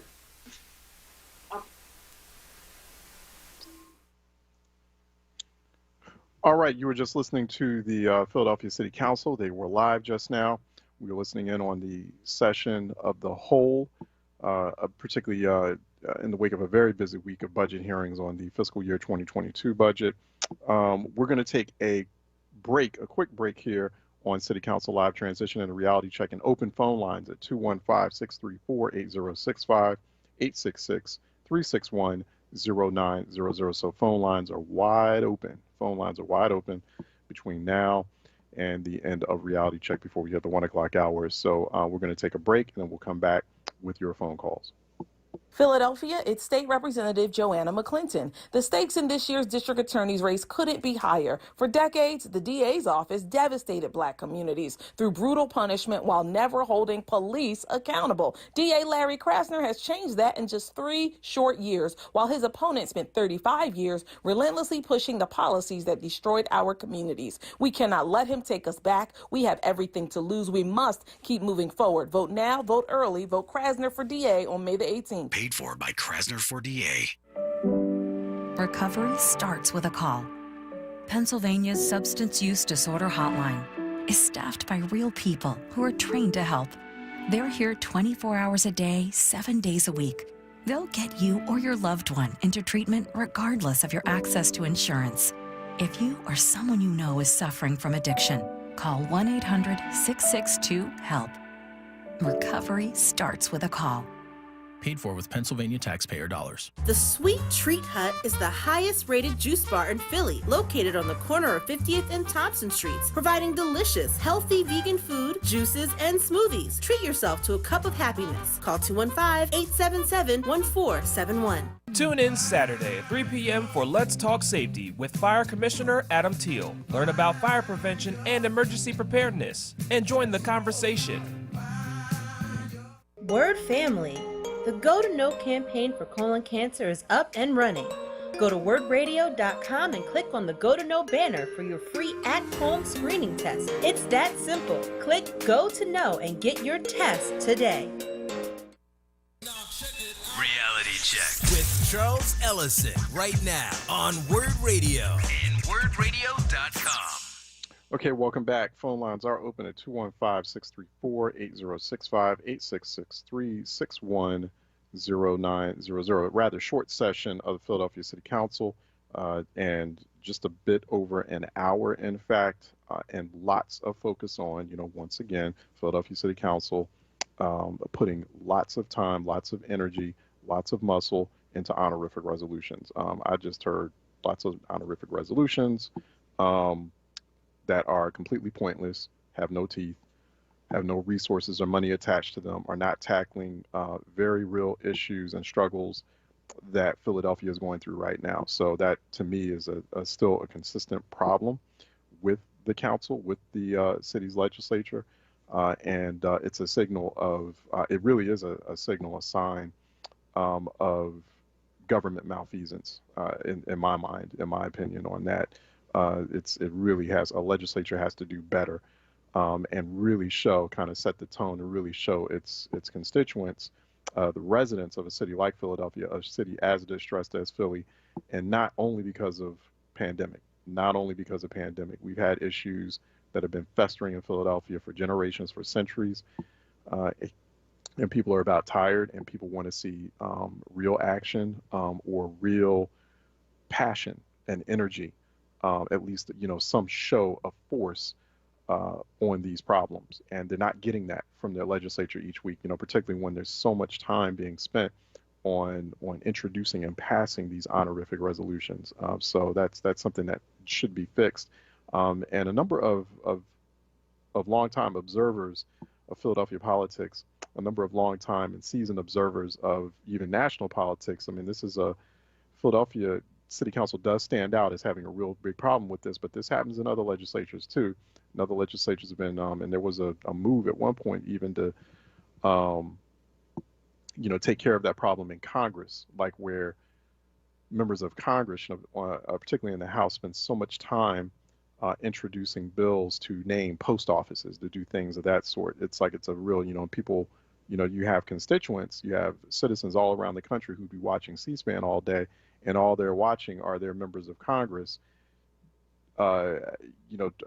introducing a resolution, or trying to pass a resolution to, put someone's name on a post office. And it's offensive. It's offensive, particularly when that, you as a resident, as a citizen, as a member of the public, are dealing with all these complex issues, and you're looking for leadership. You're looking for empathy, leadership. You're looking for action from your policymakers. I mean, that's their obligation. That's what they're supposed to do. That's what they were elected to do. And so that should be something. That should be the standard. That should be the standard in a city that's dealing with a homicide rate of 177 people thus far in 2021. A homicide rate that's near 40% more than what it was last year.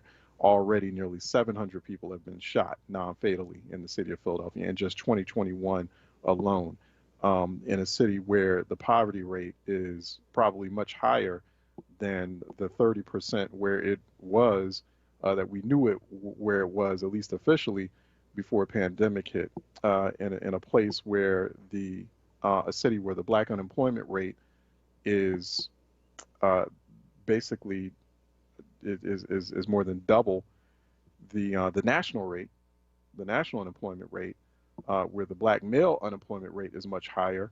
Also the labor force participation rate amongst black people. I mean, so really, black folks in Philadelphia are 58% of the labor workforce, but we're just like under 40%. We're like 38% of those employed. That makes no sense. So you have all these a place where 73% of all pregnancy-related deaths in the city of Philadelphia are black mothers. And people are campy and happy and doing Mother's Day well wishes in council, while this very damning report about our most cherished individuals and well of support, of emotional and also physical support, the people who create us are in dire trouble in the city of Philadelphia. And still no conversation on, hey, you know what, we've got $1.4 billion in federal money arriving in the city of Philadelphia. How much of that money can we spend on saving our black moms? Let's do that for Mother's Day. Let's do that for Mother's Day. That's what I want to do for Mother's Day. That's the kind of note I would have ended on if I was city council president and I knew about this report, or if I was a member of council. I'd be like, you know what? This is what we need to do. This is how we honor Mother's Day. I'm asking the mayor right now, we have a bill right here asking for X amount of millions of dollars out of the federal relief money to be dedicated towards eliminating the black maternal mortality rate in the city of Philadelphia, which is it's pretty much genocidal. And so it just never ceases to amaze me or stun me that is viewed, that campiness and such a increased level of focus on these types of resolutions, on these toothless honorific resolutions. It's just seen as well, that's just the way things are done in Philadelphia. That shouldn't be the way that things are done in Philadelphia, especially when there's so many problems that are unresolved and unfixed in Philadelphia. It never ceases to amaze me. It is offensive. I am offended. I am offended.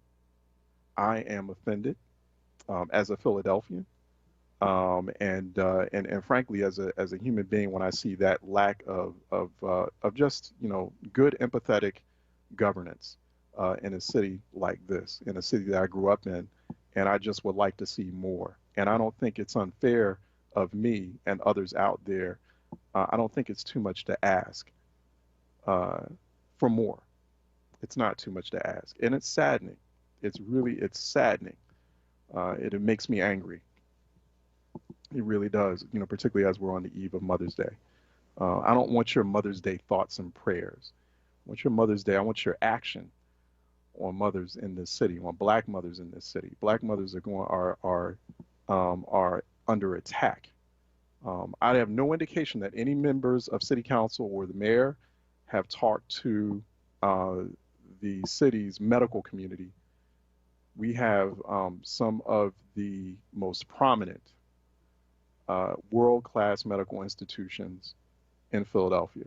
Some of the best medical institutions in the world are based and sit in Philadelphia. And you mean to tell me nearly 3/4 of all pregnancy-related deaths involve black mothers, and you have not yet had a conversation, a public, high-profile conversation, rattling the city's medical and hospital community to find out what the hell is going on? You mean to tell me you have not had that yet?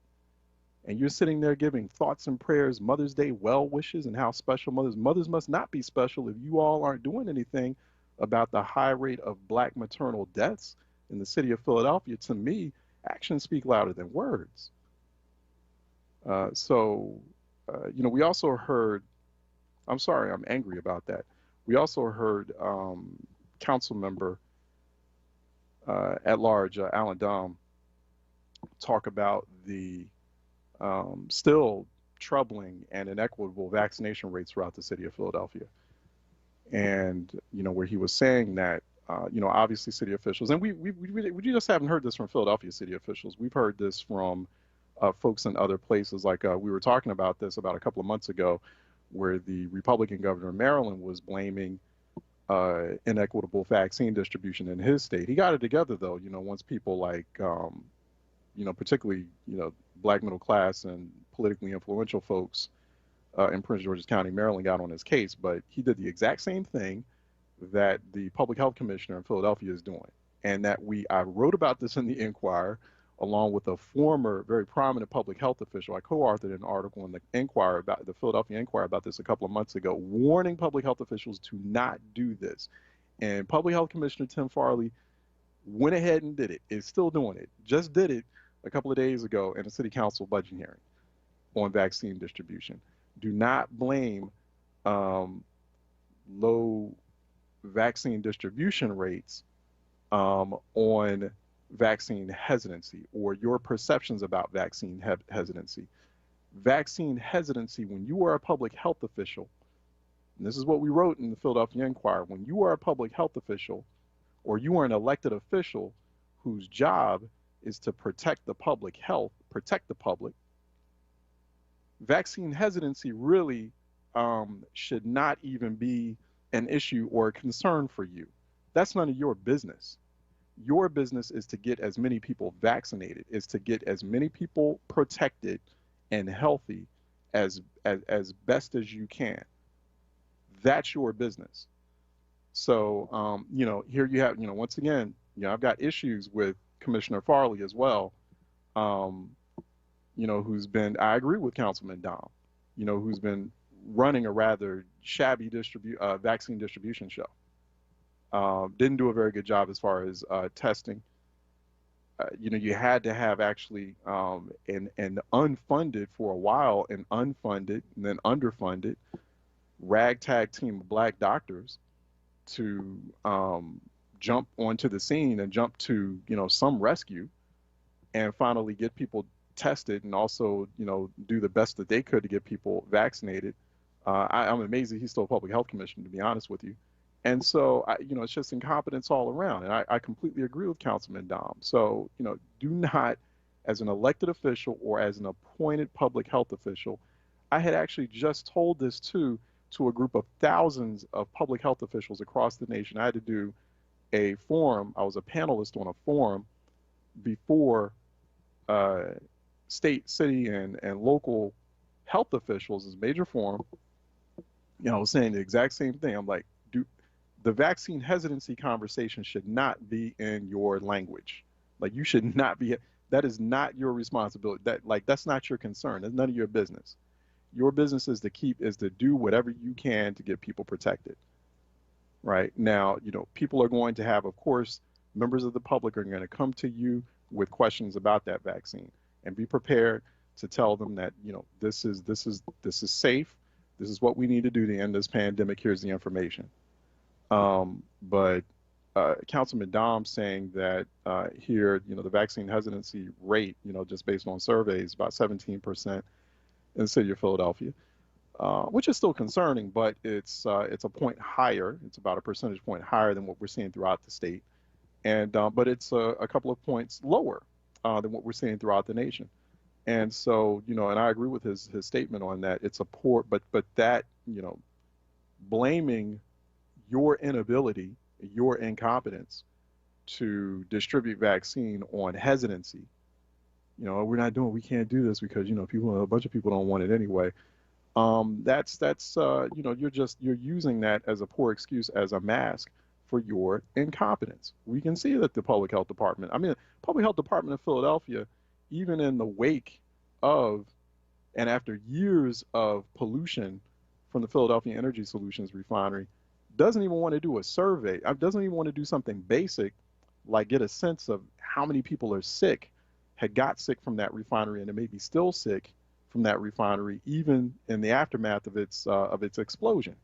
Like, you don't even want to do a basic medical health survey. Like, hey, like, let's figure out like how many people have been getting sick in that area of South and Southwest Philly. Let's figure that out. Well, of course, they're not getting any like prompting from city council members like Inyana Johnson anyway. So it's not like, you know, but you know, as a public health agency, you would care about that. So you don't even care about that. So, but you know, we're in the middle of this pandemic, and you know, this is your responsibility. So you did it anyway.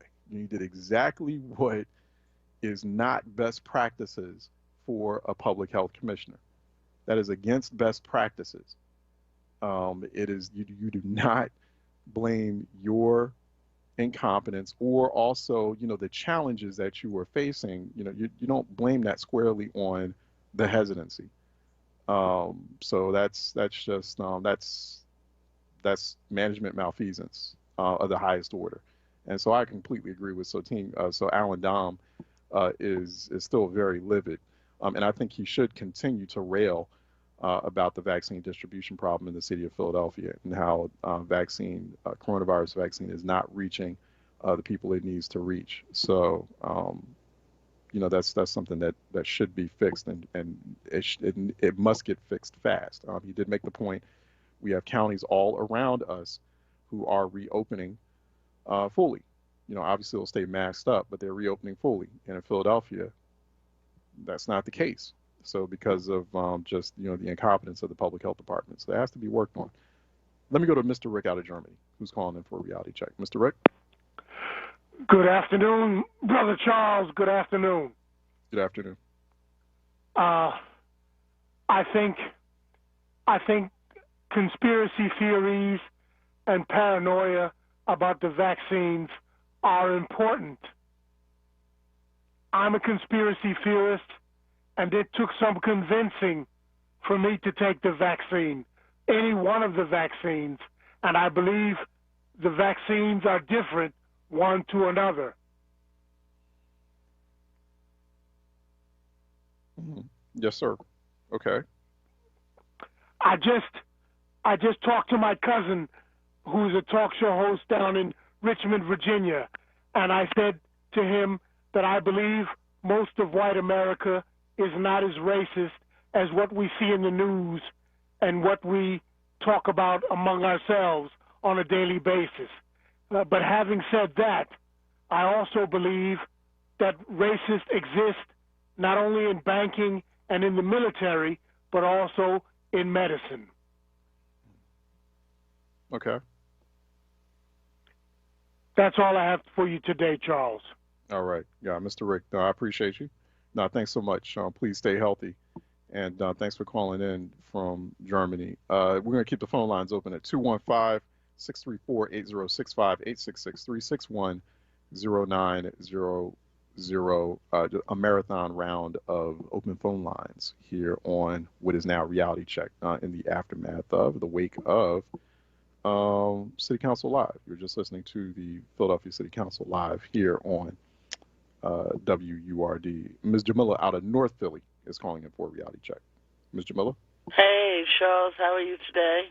How are you doing? All right. I'm great. And to the audience, you know, Charles, either racism is alive and well or it's not. What are we talking about?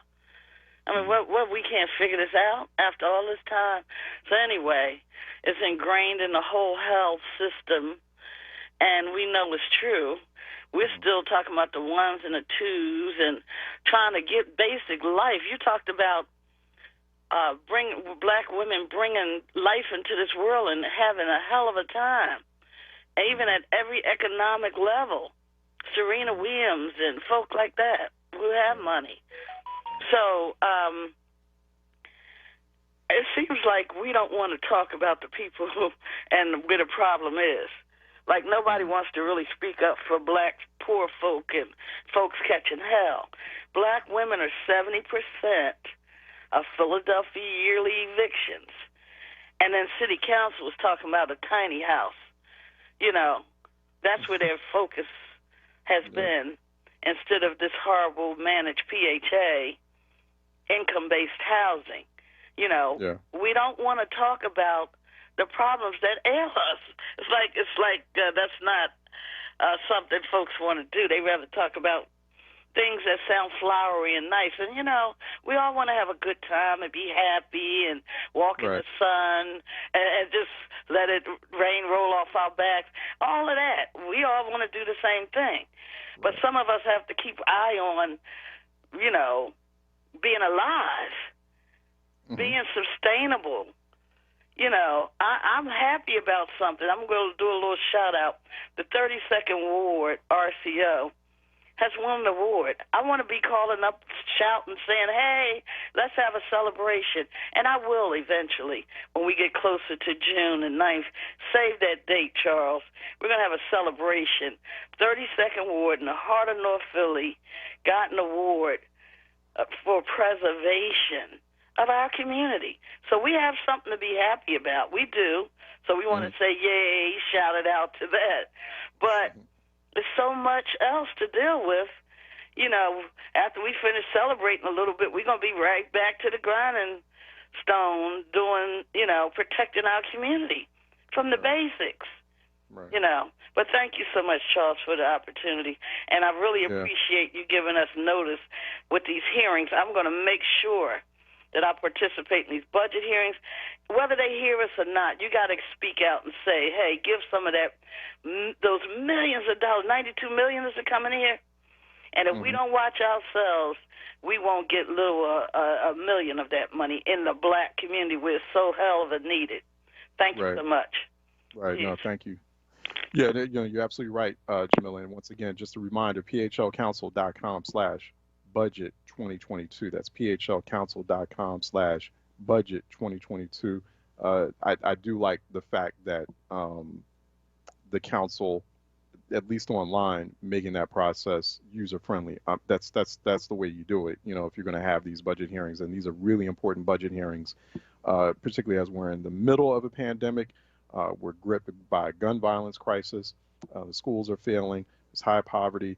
We have a high black maternal mortality rate. So, you know, and all this federal money is being distributed to various cities and states. So I do want to, you know, give just a short shout out to the, you know, the council for at least online on its website, making it very easy. phlcouncil.com and accessible, phlcouncil.com/budget 2022. And you can also see in that one space, you can go there and you can also see the videos of the previous committee hearings that took place this week. So that's good. So if you don't have time to participate, if you don't find an opportunity to participate and provide public comment or testimony, which you can do next Wednesday, May 11th, in the right after the school district committee hearing or budget hearing, excuse me, then you know, that's no problem. Just go to phlcouncil.com/budget 2022. I highly recommend, I highly urge people to watch those. You know, take a few moments or take some time, you know, just to watch those the testimony of agency heads, and you know, get some intimate insights into how the city government is run.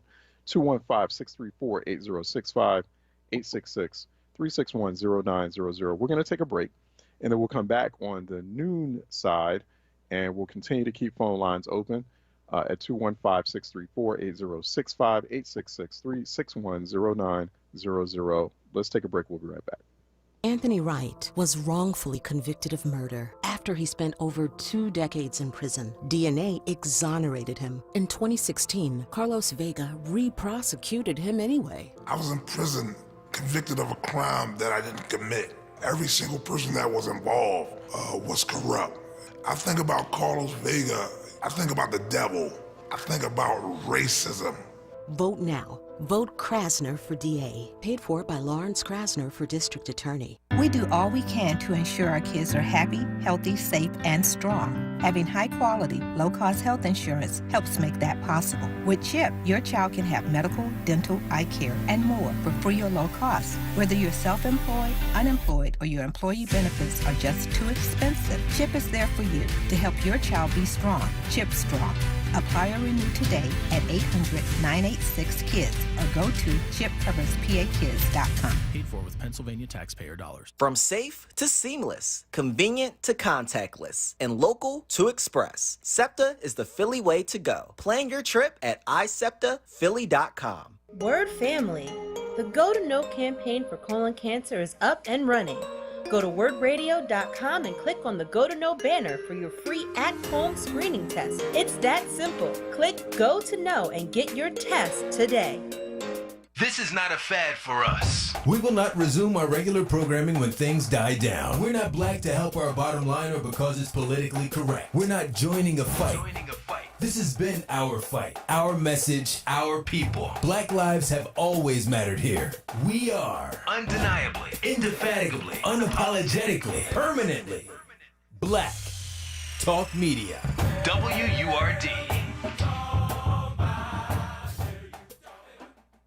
It's election season, citizens, which means it's your chance to decide on the next DA and City Controller of Philadelphia and for state and local judges. If that's not enough, here's one more reason to cast your ballot by mail or in person on May 18th. The Philadelphia Citizen will award 3 residents $1,000 each just for voting in the primary this spring through its municipal election voter lottery. All you have to do to qualify is vote. That's right. It really does pay to vote in Philadelphia this year. For more information, go to thephiladelphiacitizen.org. The Pennsylvania Horticultural Society supports WURD and presents the 2021 Philadelphia Flower Show, Habitat Nature's Masterpiece, June 5th to 13th. Now blooming outdoors for the first time ever at FDR Park in South Philadelphia. Safely enjoy 15 acres of blooming gardens and artful floral displays, shopping, entertainment, and new food and beverage options, including park picnics and beer gardens, taking place outdoors this summer. Tickets and details available at phsonline.org. This is WURD Radio, 96.1 FM and 900 AM WURD Philadelphia. Independent Black Media. Reality check With Charles Ellison right now on WURD Radio and wordradio.com. Okay, welcome back to Reality Check. Phone lines are open. We're on 96.1 FM, 900 AM, wordradio.com, Word TV, Word app. Phone lines are open at 215-634-8065, 866-361-0900 here on Reality Check. 215-634-8065, 866-361-0900 here on Reality Check. Remember, next week you can provide public testimony after the FY 2022 budget hearing, the City Council budget hearing on the school district. That is taking place at 9:30 a.m. next week. You do want to watch that and watch, now's the time. And I would think that people want to provide public testimony on a school district that right now its overall school progress rating score, its SPR score is 44%. Just 44%. It's in the watch category, which means that like the district needs intensive support in order to improve. You have the model tier, which is 75% score, 75% plus score, a reinforced tier, which is 50 to 74%. But when you're in the watch, the yellow and red zone, that's not good, right? So the in terms of Philadelphia public school students, just 38% are reading proficient. So just 38% are reading at grade level. Just 21% of Philadelphia public school students are math proficient. So, and the reading proficiency score for the state, for the Commonwealth of Pennsylvania, is about I think it's 64%. So in Philadelphia, your public school students, your children are just collectively are just 38% reading proficient. That's obviously a failing grade. For third grade, it's worse, right? So it's and it's actually decreased by a few percentage points from the previous year. It's 36%. So only 36% of third graders in the city of Philadelphia are reading proficient. All overall, kindergarten through second grade students, just 50% are reading on grade level. You have a 76% four-year graduation rate. That's bad. 45% of Philadelphia public schools are going to college. That doesn't look good either. The only thing that seems high here is positive behavior. I don't know what that means. The percentage of students who did not receive any out-of-school suspensions. That's so 94% of Philadelphia public school students not receiving any out-of-school suspensions. So I guess they got that. They have that under control. But 55% of students in the public school system have attended 95% or more of enrolled days. So a lot of this, this is where like right now, this is where the district, this is your Philadelphia school district. Obviously, it's not doing well at all. So, that's that has to be looked at very closely. And I would think that people would have a lot to say. Now, we look at reading proficiency scores, right? For Philadelphia students. And let's look at the math proficiency score. I mean, the math proficiency scores have actually been dropping over the years. There was a drop. Now there's just a very nominal, like 2017, 2018, it was 20%. In 2016, it was 19%, 20% in 2017, and now it's up to 22%. So I guess if you were to ask the superintendent about that, you're like, well, we are ticking up. I'm like, dude, still 22%. Like, you better get to work. But that's where things are right now with the school district. Let me go to Hakeem out of South Philly, who's calling in for a reality check. Hakeem? Yeah, she's going to move her car soon. Hello? How are you doing, Hakeem? Hey, Charles, how you doing? All right, what's up? All right, good. Hey, man, did you see the news about with the ATVs or four-wheelers and stuff like that? I saw something, yeah. Yeah, the problem with that I have is, the citizens of the city is worried about four-wheelers and ATVs when the murder rate is so darn high. How you going? It's just really. I'm like, where is the priority? Of the things. Like, how you gonna? It's just. Charles, I need help with it, understanding that. well, I will say this. I mean, there is a big problem with pedestrian and vehicular safety in the city. A really big problem. I mean, Philadelphia kind of stands out compared to a lot of other cities nationwide in terms of like the pedestrian death rate and vehicular fatalities, and people are going too fast. And so I kind of understand. I see where you're coming from, though, Hakeem. On one hand, it's like we do have a lot of like big fish to fry.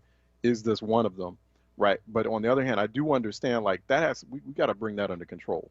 That is like that, and it's not just Philadelphia. You see that in a number of other major American cities, and it becomes a safety hazard. Particularly in a city like Philadelphia, where there are issues with pedestrian and vehicle safety, like real big issues. Like a lot of people, the vehicular death rates are really high in Philadelphia, and in a very troubling way, and we've got to get a handle on that. But the ATVs and the four-wheelers, that's like, probably a misdemeanor. I mean, compared to a murder, a homicide, come on. It's like, and then no one has a plan. City council doesn't have a plan. The police commissioner doesn't have a plan. The mayor doesn't. What's going on with the city? It's like, what is going on? And it's bad, man. It is bad. And they're going to have a plan. They're going to have to figure out what to do. Residents are visibly irritated and irked and concerned. It's a safety issue. It does, on some levels, it contributes to the deteriorating public safety situation in the city. It contributes to the violence in a lot of ways. So, I mean, one plan, I mean, you've seen some cities, create spaces specifically for like ATV dirt bike activity, right? So I'm not too familiar with the dirt bike ATV scene in Philadelphia. So I thought that wasn't there like a space that was set aside for that kind of, recreational activity? And wasn't there a plan about that? I mean, that's something that they're going to have to explore, the expansion of a space or some kind of space where people can go to instead of doing that,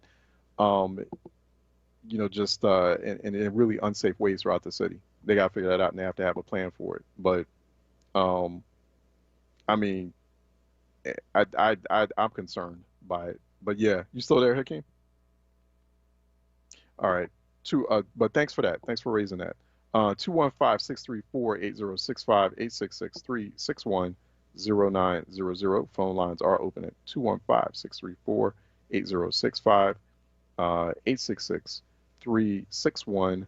We're going to keep the phone lines open throughout this entire hour. 215-634-8065, 866-361-0900.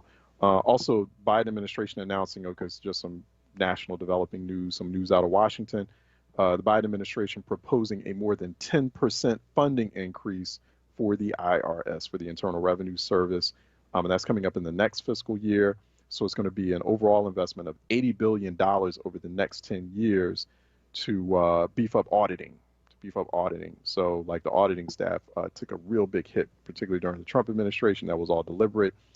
And also to replace outdated technology. So, but IRS folks are saying it's going to take a long time before you can fix that agency, and which is, just be, okay, so on one hand, it's important, you got to fix the IRS because the government has to generate money in order for a government to operate. You need to generate revenue from taxes and fees. That's your main agency to make sure that happens. So on one hand, that has to happen. But on the other hand, we do see disproportionate rates of auditing of Black people. Particularly there's one section of the state of Mississippi where they have like the highest IRS audit rates, and it's like a majority Black section of Mississippi, which has the highest IRS rates, statewide IRS audit rates, and state and county level IRS audit rates than any other place in the nation. So, there's some problems. So hopefully they fix that with that money too. 215-634-8065, 866-361-0900 here on Reality Check. 215-634. So phone lines do remain open. And we'll be doing that from now until we get into the 1 o'clock hour when we hit the source. 215-634-8065, 866-361-0900 here on Reality Check. And just kind of going back to something, I think it was the previous listeners, I think it was Mr. Regatta Germany, and then Jamil just did a little follow-up on that. It's the question of like race, who's racist, who's not.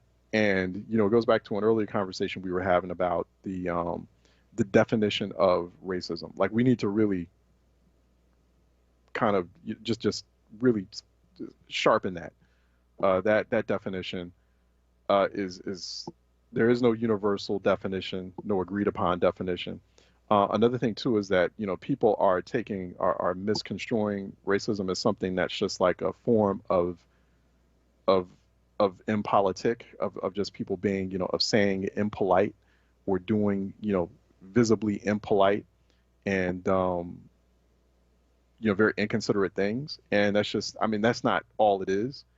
And so, no, I think, this conversation has been going back and forth since last week, since Senator Tim Scott made this statement. And so, you even have some Black people who are like questioning themselves and questioning their own views and impressions and perceptions about racism. No, you've always, if you are Black and you're living in America and you racism, like, you shouldn't have any doubts about what you think or what you perceive racism as. Now, it may be very difficult at times to completely articulate that because, you have overt instances and examples of racism, and then you have the much more covert and subtle instances and examples of racism. So, for example, overt racism obviously was chattel slavery and, Jim Crow and, the severe restriction of black space and black movement up until the really up until the early 70s. And so, especially if you're Gen X, you were born at the very end, you were probably born at a time where there was some Jim Crow.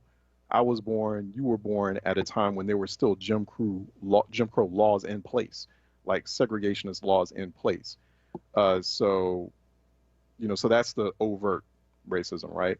And then there's the covert, but arguably even more sinister racism of voter suppression laws, for example, like what was signed in Florida today. What we've been, we're saying, basically it's actually nearly 400 bills in now 47 states because the count keeps going up. So we've got I think it's like 370 bills in 47 different states now, and we have to revise that figure. So that's happening all across the country to essentially eliminate people's right to vote, and it's primarily targeted at black voters because it's a reflex to how powerful black voters showed themselves in the 2020 elections.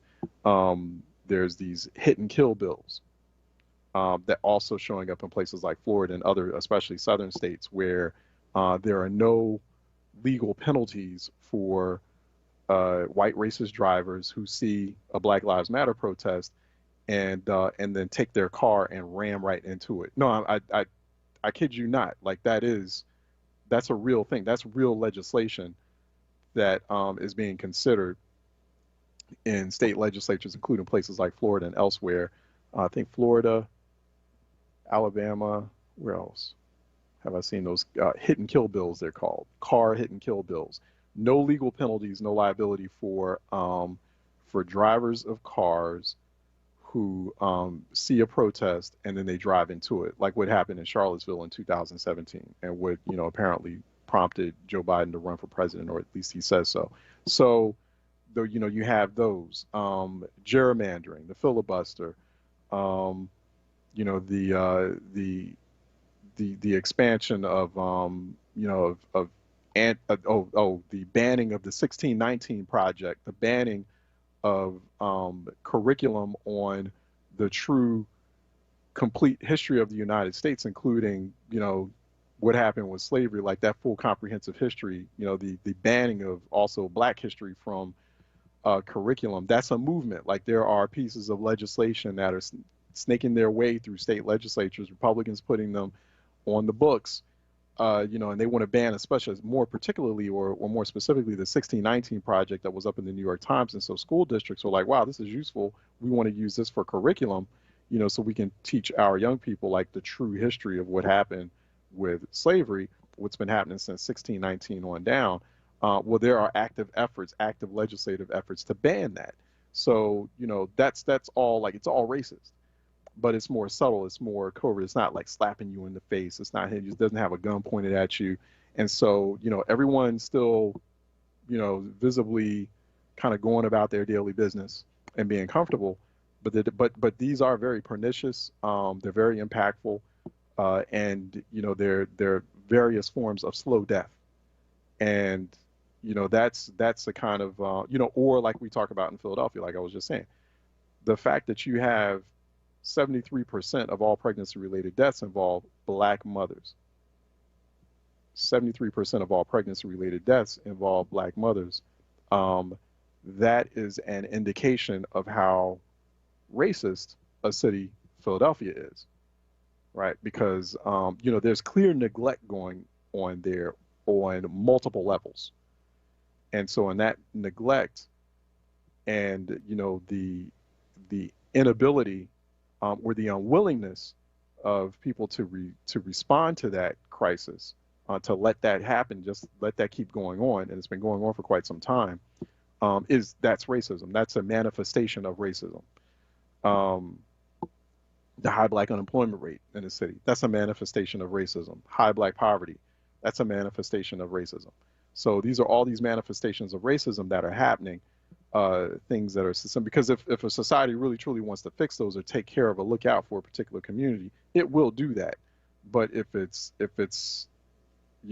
caught up in or trapped in, it's trapped itself in a racist mindset, it's not doing anything, and that's racist. So yeah, so it's like we're now like getting into we're splitting hairs over what's racist, what's not. And I knew we were going to come up to this point because I saw it like even growing up. It's like, oh, he said the N-word, or oh, that's racist the way you look. And okay, that's fine. That stuff is racist, but there's also all these other institutional, organizational, systemic things we need to keep a very close eye on. And those are the things that we don't want to talk about. And we have to talk about them, and we have to resolve them. We have to fix them, and we have to get to some point of parity, where there's like a standard of or quality of life that everyone's enjoying, and you don't have these huge gaps and disparities that we're seeing. All those, there's reasons for why we got to that point. So let me go to Michael out of Abington, who's calling in for a reality check. Michael? Hi, how you doing? How you doing? A whole bunch of things. You have a lot to think about. Woman was talking earlier about $95 million. How do we get our hands on it? But I think it's an important point to remember how much damage was done to the city in the riots. That also has to be paid down. The people who did it maybe need to pay that $110 million off before we get a dime, because that was our fault in this city, those riots. That burned and looted, destroyed you $110 million. Krasner, we talk a lot about him. He is now, of course, well known. He arrests 370 people for gun crime and releases 223. I don't want to see him release one person on a gun crime. Not one. No sweetheart deals. You're going to jail. You're gone. Anybody? So real quick, Michael. So okay, yeah. we've talked to. I had a conversation with Krasner, DA Krasner, about this earlier this week, and I was like, hey, I keep asking him about that, like, hey, listen, optically this does not look good for you. No, it doesn't. And so, but what he's saying, he's responding to that by saying, hey, you know what? There was a time before I became DA where people were, and we have seen instances of this, right? We see this examples of this happening all the time where people are being wrongfully convicted or wrongfully charged. And so and he's saying, we've got to also eliminate that, because that can cause a lot of problems. That can be a cost also to the city. That's a social cost, and that's also a downstream economic cost. That can also turn into something. Suddenly, you wrongfully convict someone of a firearm, of a firearm charge or penalty or felony, and with something they didn't do. But he was saying that was happening too frequently. So that's where he was saying, like, hey, listen, if Philadelphia police gives me crimes or gives me cases where they've done what they need to do and they've done everything accurately, the evidence is accurate, they're not like trying to manipulate the evidence, because he was saying there's a lot of evidence manipulation that was going on. He's like, oh yeah, fine, I'm going to move forward with it. We're going to move forward with charges and we will prosecute. So there's 100% rate for that. I mean, what's your take on that? I mean, wouldn't you be also worried about people being wrongfully convicted? Because there was a lot of that. Of course, but those numbers he's talking about, I don't think he can open his mouth without lying sometimes. If you had 330, that's not him lying, but that's in the district, that's in the Philadelphia District Attorney's database. Okay, all that's there to see. All that data is open. If he had Philly.gov/district attorney. If he had 337 black men, that had been beaten by white people, and he let go 257. You don't think those numbers are a little high for him to say, well, the police didn't quite put it all together right, so I'm going to let them go? Let me tell you something. But is that a hypothetical? We're not talking. I didn't quite understand that question. Okay, what I'm saying is, if you use the same numbers of gun violence, he arrests 337, he releases 257. If you use those same numbers and extrapolate it into the black community and saying we have police who beat 357 black men, and in all the cases that they beat them on camera where they were let go, you'd be on your heels. You'd be saying this is wrong, and you would be right. He can't be but lying, because the numbers are so out of whack.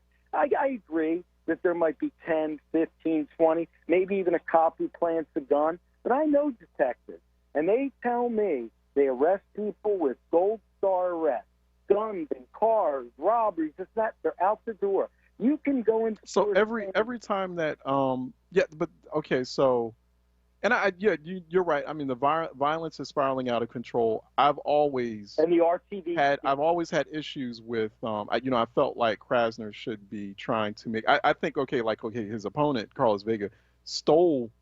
I mean, he bit what could have been his rhyme. Like, hey, listen, I'm going to balance reform and safety.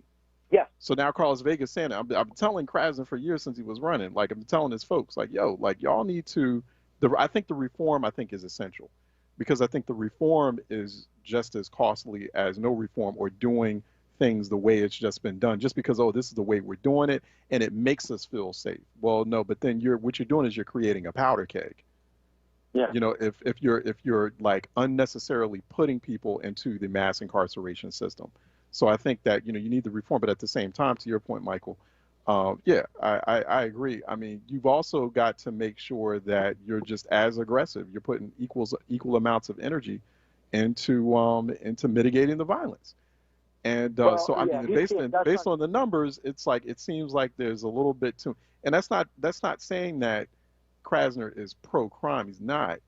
I just think that I think he's had a really difficult time striking that balance. I think he's too much of a social justice warrior, not his job. His job is only one thing: to see a number come in the door, number 55, rob a person at gunpoint, number 55, what should we do? We found him with the gun, he shot a person. It's not his job to release him because the person has some social justice cachet. It is not because that person has a social justice cachet. That's right. It's not his job. Where have you seen that? When you get numbers like 357, so there's no other reason. The police aren't planting guns. I've seen the reports. Police have planted guns. That was the problem. That's why he's come in. It spiraled out of control. I mean, there's been like manipulation of evidence going on for years now. Do you think that there are allegations of manipulation of evidence against the opponent, Vega. But do you think it's 87? He's gotten about $150,000 now in combined from police unions. In terms of support, I mean, the bulk of his money, of his campaign money, is coming from police unions. Hello? Yeah, go ahead. Real quick, Michael. Oh, I was going to say, you're basically saying 87% of people arrested in gun felonies is planted by the police. That's not right. I'm not saying 87%, but I'm saying it was a big enough problem that manipulation of evidence, while at the same time, while the Philadelphia Police Department does have a very low homicide closure rate, that I do agree with Krasner on. You got to bring that up too, Michael. I mean, there's a lot that the Philadelphia Police Department is not doing or has not been doing, and that's created real problems. Hey, Michael, I have to let you go because we actually went a little bit over time, and I need to take a break, and then we come back to open phone lines 215-634-8065, 866-361-0900 here on Reality Check. Let's take a break. We'll be right back. Philadelphia, it's State Representative Joanna McClinton. The stakes in this year's district attorney's race couldn't be higher. For decades, the DA's office devastated black communities through brutal punishment while never holding police accountable. DA Larry Krasner has changed that in just 3 short years, while his opponent spent 35 years relentlessly pushing the policies that destroyed our communities. We cannot let him take us back. We have everything to lose. We must keep moving forward. Vote now, vote early, vote Krasner for DA on May the 18th. Paid for by Krasner for DA. WURD is supported by Temple University, which is Philadelphia's public university. At Temple, students are surrounded by change makers who offer meaningful contributions to our city, country, and the world. Our facility, staff, and students are thought leaders who propose solutions for racial disparities, break down barriers to opportunity, champion equal rights, and challenge oppressive ideas. We believe that empowered minds preserve, and every member of the Temple community deserves space to shine. Listen up, WURD family. Brown's family-owned ShopRite of Roxborough is hosting a hiring event this Saturday, May 8th from 11 a.m. to 3 p.m., located at 6901 Ridge Avenue. On-the-spot interviews will be held. ShopRite of Roxborough will be providing snacks and various giveaways. Again, Brown's family-owned ShopRite of Roxborough, Saturday, May 8th from 11 a.m. to 3 p.m. With flexible hours and competitive weekly pay, you can come and get a job today. Just one more step. You got it. You're doing great. This is the sound of a nationally ranked top rehabilitation hospital, home to the largest collection of robotics in the United States, where we continually exceed patient expectations, because no injury is too severe or too minor for our care. There you go. This is the sound of success. Moss Rehab. Challenge accepted. The Black Words Book Club. Word Radio's monthly conversation on books that explore the African American experience through social, economic, and environmental justice issues. Tune in the second Tuesday of every month on Evening Words with Nick Taliaferro, 4 p.m. till 7 p.m. The next book for May is Living in Color by Tommy Davidson. Be sure to listen live, as Nick Taliaferro will hold a contest for a giveaway book bundle that consists of 4 titles from Kensington's Dafina's Authors of Color's newest release. Don't miss it. Tuesday, May 11th on Evening Words with Nick Taliaferro. Attention for Word members. Get your copy and receive a 20% discount when you purchase at Harriet's Bookstore or Hakeem's Bookstore. For more information on the Black Words Book Club, visit wordradio.com. The Black Words Book Club is sponsored by Dafina. Dafina is an imprint of Kensington Publishing Corporation, America's independent publisher, concentrating on authors of color. Reality Check with Charles Ellison right now on Word Radio and wordradio.com. All right, welcome back. 215-634-8065, 866-361-0900. Let's go to Joyce out of Germantown, calling in for a reality check. Ms. Joyce? How you doing, Mr. Ellis? How you doing? All right. This is a follow-up from yesterday. I went online and did my mail-in ballot. I sent for it.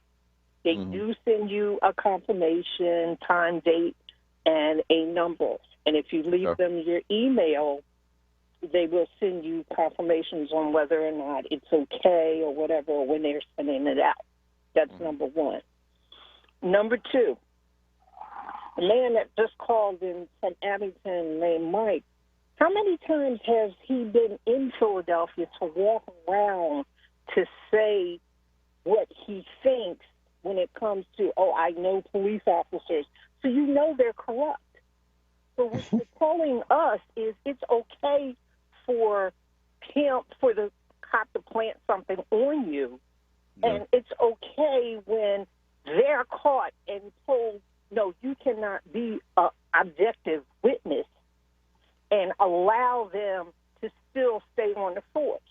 He sounds like he's more ready for Krasner to belly flop in 4 years instead of letting him trying to, uproot the 20 to 30 years of misadventure that had been done to black people the whole time in Philadelphia.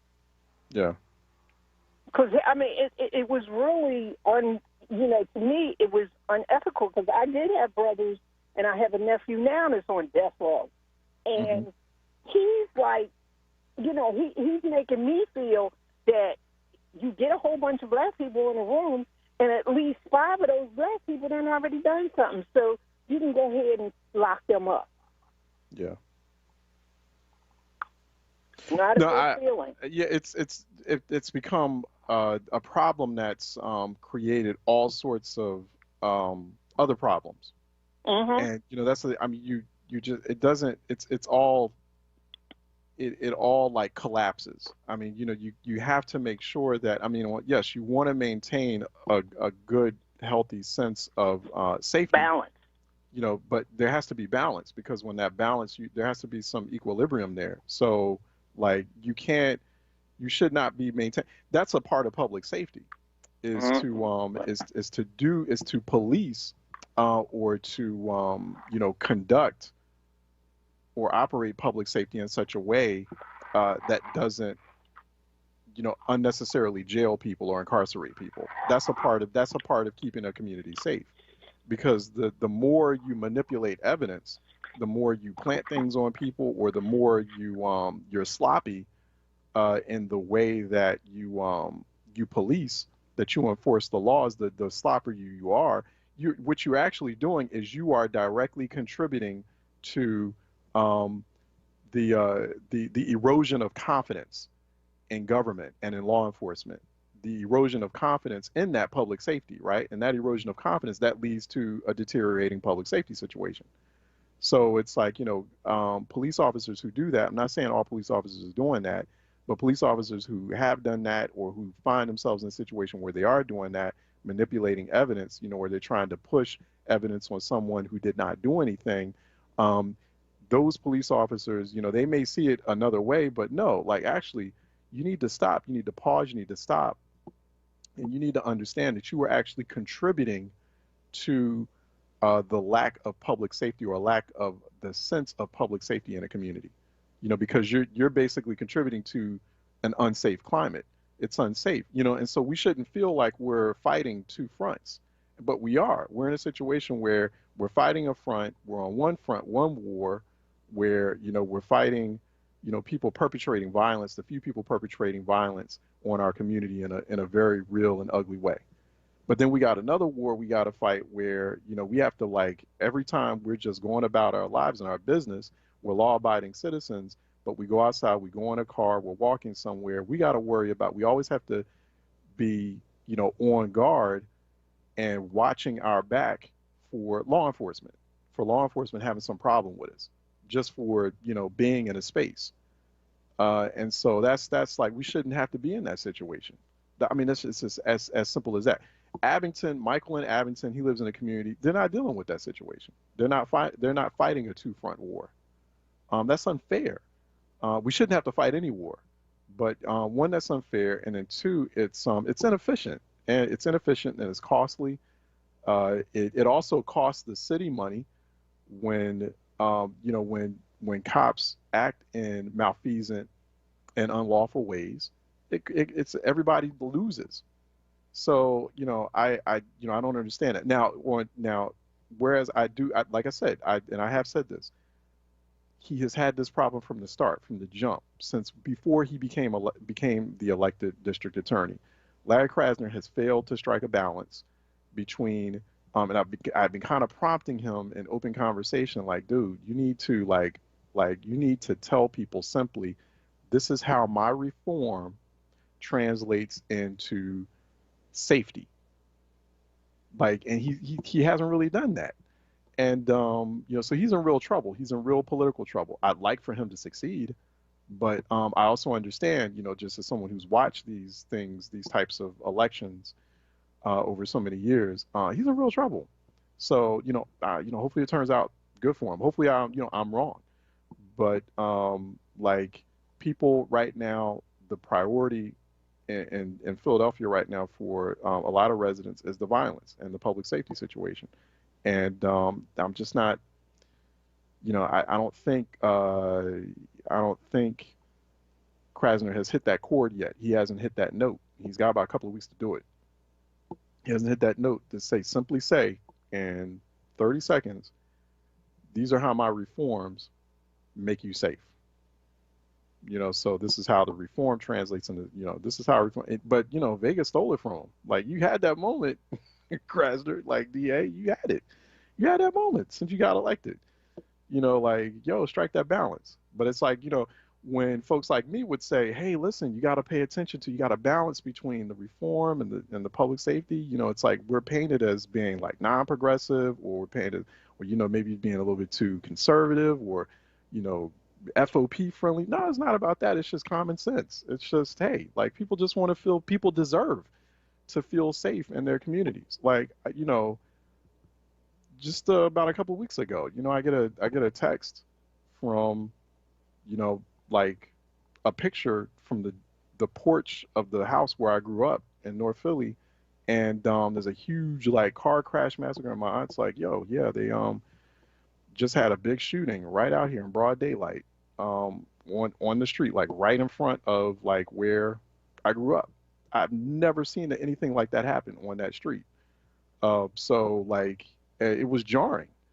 I'm like, wow, okay, it's, I know it's bad in the city, but it's jarring in a real, I wasn't there, and, thankfully she was okay, and, none of the neighbors that I grew up with that I knew were hurt, but, apparently she said it might have been, she's like, forensics is here, It was like a series of pops. It was in broad daylight in a car crash. Like it must have been some kind of chase going on. Here's the scene. They blocked the street off, and she's like, I think someone got shot and killed. So she's like, because that's what things are. So it's jarring. Shouldn't be like that. Joyce, thanks for calling. Let me go to JR to Cheltenham, who's calling for a reality check. Hello? JR, what's up? Yeah, hi, Charles. So, first of all, greetings to all the mothers. I lost my mother 2 years ago, and her birthday was on Tuesday. She would have been 87, and she was a certified angel. She had 9 kids, and she nursed for 30 years. So, yeah, I'm sorry to hear that. My condolences. Yeah. Well, I know how that is. Be sorry, man. She lived a full life, and she was an angel. She blessed the world with her presence. So I'm never sorry about the situation. We are born to die. So I'm a realist. But have you read Ibram Kendi's book Stamped from the Beginning? I was turned on to that book by Dr. Asante, and this book is a historical depiction of this racism from not just from historical colonial times, but from all the way before. It was a systematic form of governing. Way back. Are you familiar with that book? What was the name of it again? From the Beginning, Ibram Kendi. I'm familiar with it. I have not read it. I am familiar with it, though. I don't think I have it. Charles, that book should be a mandatory reading for Black Americans in this time period. It explains, the history of racism, and it also brings us, from the beginning to, the current situation. I waited 20 minutes for my call, but I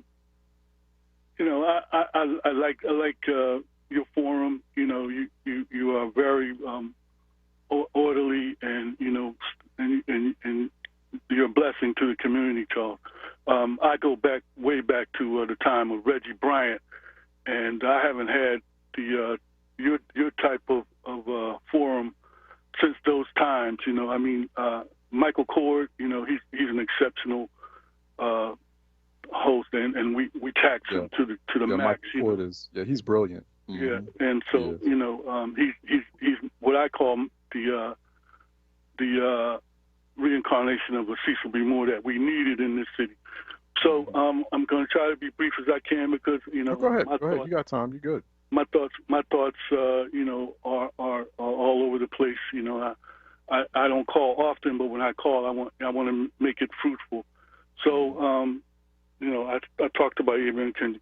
Now we're going to have these Krasner bashers out here because I know they're trying their best, to get rid of a great DA.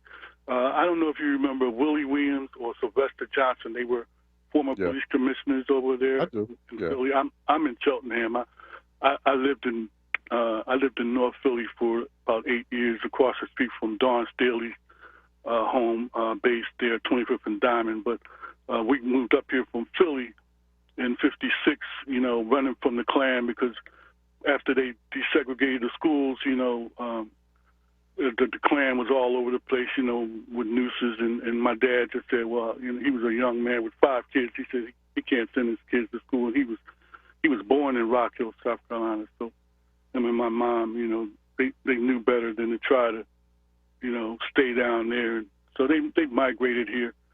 So Willie Williams and Sylvester Johnson, they were commissioners, and they said, well, you can never arrest your way out of the situation in this city. They tried their best, and it's not a situation where you're going to arrest your way out of crime, Charles.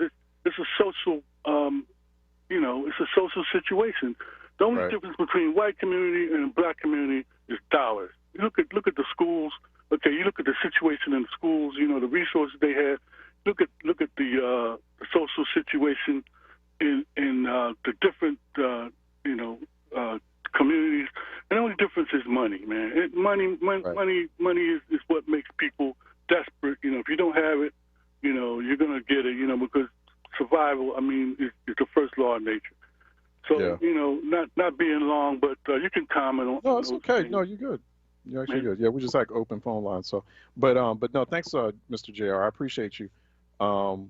Thanks for calling in. Thanks for sharing that. I got to take a break, and when we come back, phone lines remain open. 215-634-8065, 866-361-0900 here on Reality Check. Let's take a break. We'll be right back. Hello, this is Councilmember Isaiah Thomas urging you to vote for Judge John Padova on May 18th to keep this distinguished judge on the Court of Common Pleas. In addition to myself, he is also supported by State Senator Tony Williams, as well as State Senator Vincent Hughes, Representatives Joanne McClinton and Jordan Harris, as well as former Governor Ed Rendell and many others. Judge Padova is highly recommended by the Bar Association and endorsed by the Black clergy, as well as a lot of our local unions. For fairness, equity, and compassion, vote Judge Padova for all Philadelphians. This is Judge Padova, and I approve this message. Breakthrough of Greater Philadelphia is a free academic enrichment program providing 7th, 8th, and 9th grade students with high grades and motivation. Join them June 28th through August 6th at Germantown Friends School. For information, call 267-255-9651. Hey, this is Sam from Leo's Apparel. The day is finally here. Mother's Day, just around the corner. Finally, a holiday we can celebrate. Men, want to look handsome for the ladies? Leo's Apparel, located on Germantown Ave, has all your spring attire for Mom's Day. From spring suits to matching two-piece sets, along with straw hats, caps, and shoes. Open 9:30 to 5:30, Monday through Saturday. Mention and get 10% discount. The WURD Radio newsletter, keeping you informed, engaged, and connected. Sign up by visiting WURDradio.com. Scroll to the bottom of the page and type your email address under Connect with Us. You'll receive the latest information on WURD Radio, messages from our president and CEO, Sarah Lomax Reese, exclusive articles and multimedia content, and resources. Stay informed with the WURD Radio newsletter.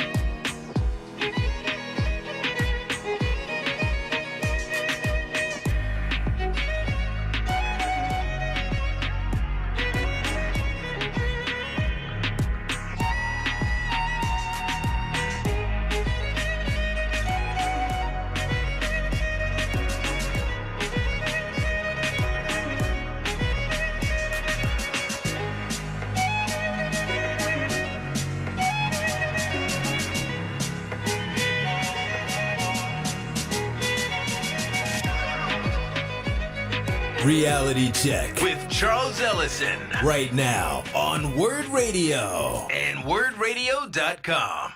All right, let me go to Bernard out of West Philly, who's calling in for a Reality Check. Mr. Bernard? Hey, Charles, how you doing? How you doing? All right. I always reserve Mr. for my father, Bowie Fisher. I'm still trying to get there at age 71.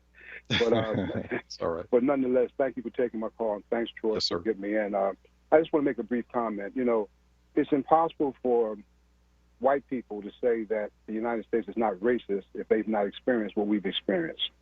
It's also impossible for an individual who might live in a community where the police force looks like him or her, and for them to claim that all cops are good. They're not. I can tell you my personal story.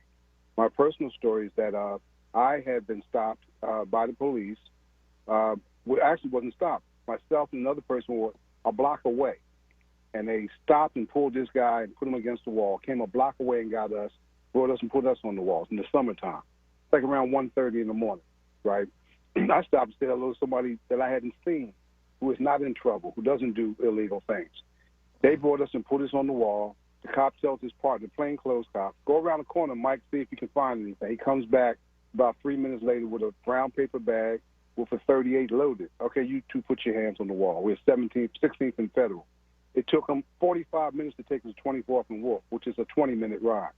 The truck, the police wagon smelled like vomit, feces, and urine, and it was like 85 degrees that night. When we get there, they take us upstairs. There's only 2 cops that bring us up and the one upstairs. The 3 cops turn from 3 to 7, from 7 to 11 at 2:15 in the morning, doing intimidating things. What's this? What's that? What do you know about that? Every other word out this one little short cop's mouth was calling me a black MFer. And when I looked at the 3 black cops, they looked up at the ceiling like they was looking to see if there was cracks in the ceiling. And then he throws up a package. Now, first of all, they're trying to get me for this gun, or get us for this gun.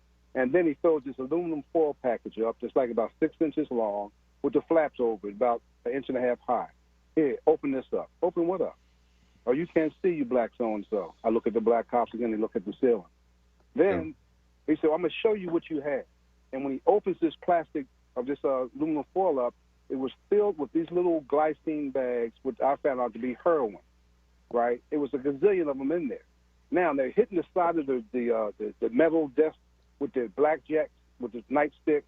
They're doing the open palm, punching their hands, and doing this intimidating stuff. And I'm saying, I know what they're going to try. They're going to try to beat us up.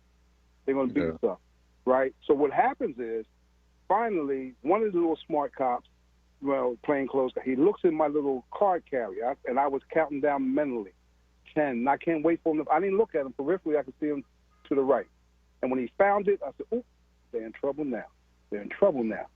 I had just gotten laid off my job in Harrisburg. I went from being all kind of black so-and-sos and black this and black that. You know, we'll see how smart you are in a minute. I went from that to being sir. They found my ID, Commonwealth of Pennsylvania, Office of the Governor, Bernard J. Fisher. That's what they found. If it don't be for that, they would have beat us up, going to court 3 or 4 times to get overtime to send their kids to private school, to put a deck on their house. They have a boat at the shore.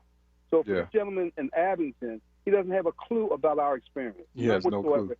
And I'm so tired of Caucasians on the talk shows and others saying what they don't see. There's no racism. If you haven't experienced it, I can't tell people from Lithuania or from Serbia or from any other country their experience there, because I'm not from that ilk. And they have to stop this universal comments about all of this is good. All cops are not good. All firemen are not good. All black people are not good. But no, I appreciate that. I'm gonna. You're right. I'm gonna let you go so I can get some other call. I appreciate you sharing that story too. I didn't have a story nearly as dramatic as what you went through, but similar to, you know, I had at the time when I was working for the Speaker of the House, and you know, a stop, and then had to bust out the card, and that's when they finally back off, and it actually it helped me, it saved me in that situation, which is unfortunate. Let me go to Maurice out of Southwest, who's calling in for a reality check. Maurice. Charles, we as black people can't see the forest for the trees. It's not Larry Krasner. It's our city government that's failing us. Mm-hmm. Look, we got a failing police commissioner. Yes, she's a black woman, and I'm glad that she got the job, but she has failed, okay? Let's stop talking about her being on a learning curve and all this nonsense. The reason Larry Krasner can't prosecute these people because our police force is not doing their job, and nobody wants to admit that. That's the problem right there. And I hear all these people want to defend her and all, and even me. At one time, I was all against it because all I wanted was the best person. I don't care if they came from Mars. I want to stop this violence because we had this problem before COVID. People keep talking, using COVID as an excuse.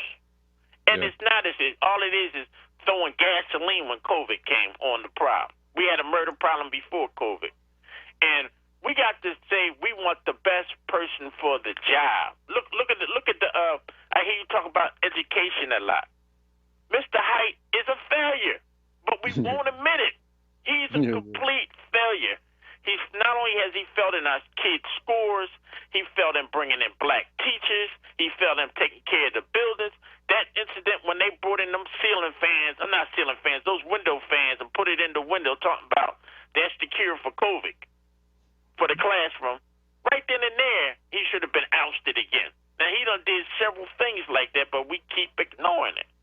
So when are we going to stand up for ourselves as black people and stop putting up with this nonsense and trying to find it's a shame that a white guy had to give us a level playing field when it comes to dealing with the police and our own black politicians, except for what's her name? She's in my district. I don't know how I can forget her name. It's the only one that has a commercial out for. Oh, McLean. That is ridiculous. Yeah. That city council, especially Curtis Jones, is supposed to be our safety officer, right, is not taking charge, and nobody seems to blame him for what's going on. And I'm just sick of hearing all these excuses about that we can't say something about our politicians. If they're not Maurice, I'm right. gonna let you go, Maurice, because I want to take one. But Maurice, you make some really good points. And I think that last statement, I think you were absolutely spot on. I'm gonna have to let you go so I can take on Odell out of North Philly, so you can get the last word here on Reality Check. Odell. Yes. Good afternoon, Mr. Ellison. Thanks for taking my call. And happy Mother's Day to all the mothers. Thank you. Because I have this thought in my mind. We have all these cameras that the city purchased and the taxpayers paying for, and they don't see any person being shot or committing a crime. But if it's a person of another hue who gets injured or gets shot or get killed by a gun, even if they can identify the sneakers and catch them, but you can't never catch them when it comes to our people. Never. It's always we don't have any witness. You got all these cameras that we pay for, but you don't see nothing. The police department don't see anything unless it's a white man or a white woman. Yeah. If it's a crime committed against them in the neighborhood, you're getting caught. Yeah, you will. But never do they catch or they see or can identify a crime being committed with all these cameras, not only from the city, but from businesses and from people's homes. You don't see nothing. No, and I'm just wondering it's amazing, right? Cameras. Mm-hmm. I'm really wondering who is looking at the cameras, and I think it's intentional. I really believe it's intentional, and I believe they're doing it intentionally because they want what they want, which is the FOP's candidate. And I just don't trust them. I don't trust them at all. Thanks for taking my call. You get the last word, Odell out of North Philly. And thanks for that thought. So it's food for thought as we wrap this Thursday edition of Reality Check. Thanks also for everyone listening in to City Council Live earlier, a rather unproductive session of City Council, but nevertheless, we do present it to you here live. You have the opportunity to hear how just unproductive, at times City Council can be. Because you're listening to City Council Live. We do provide that as a public service here on WURD. So I appreciate that. We have The Source with Andrea Lawful Sanders coming up next.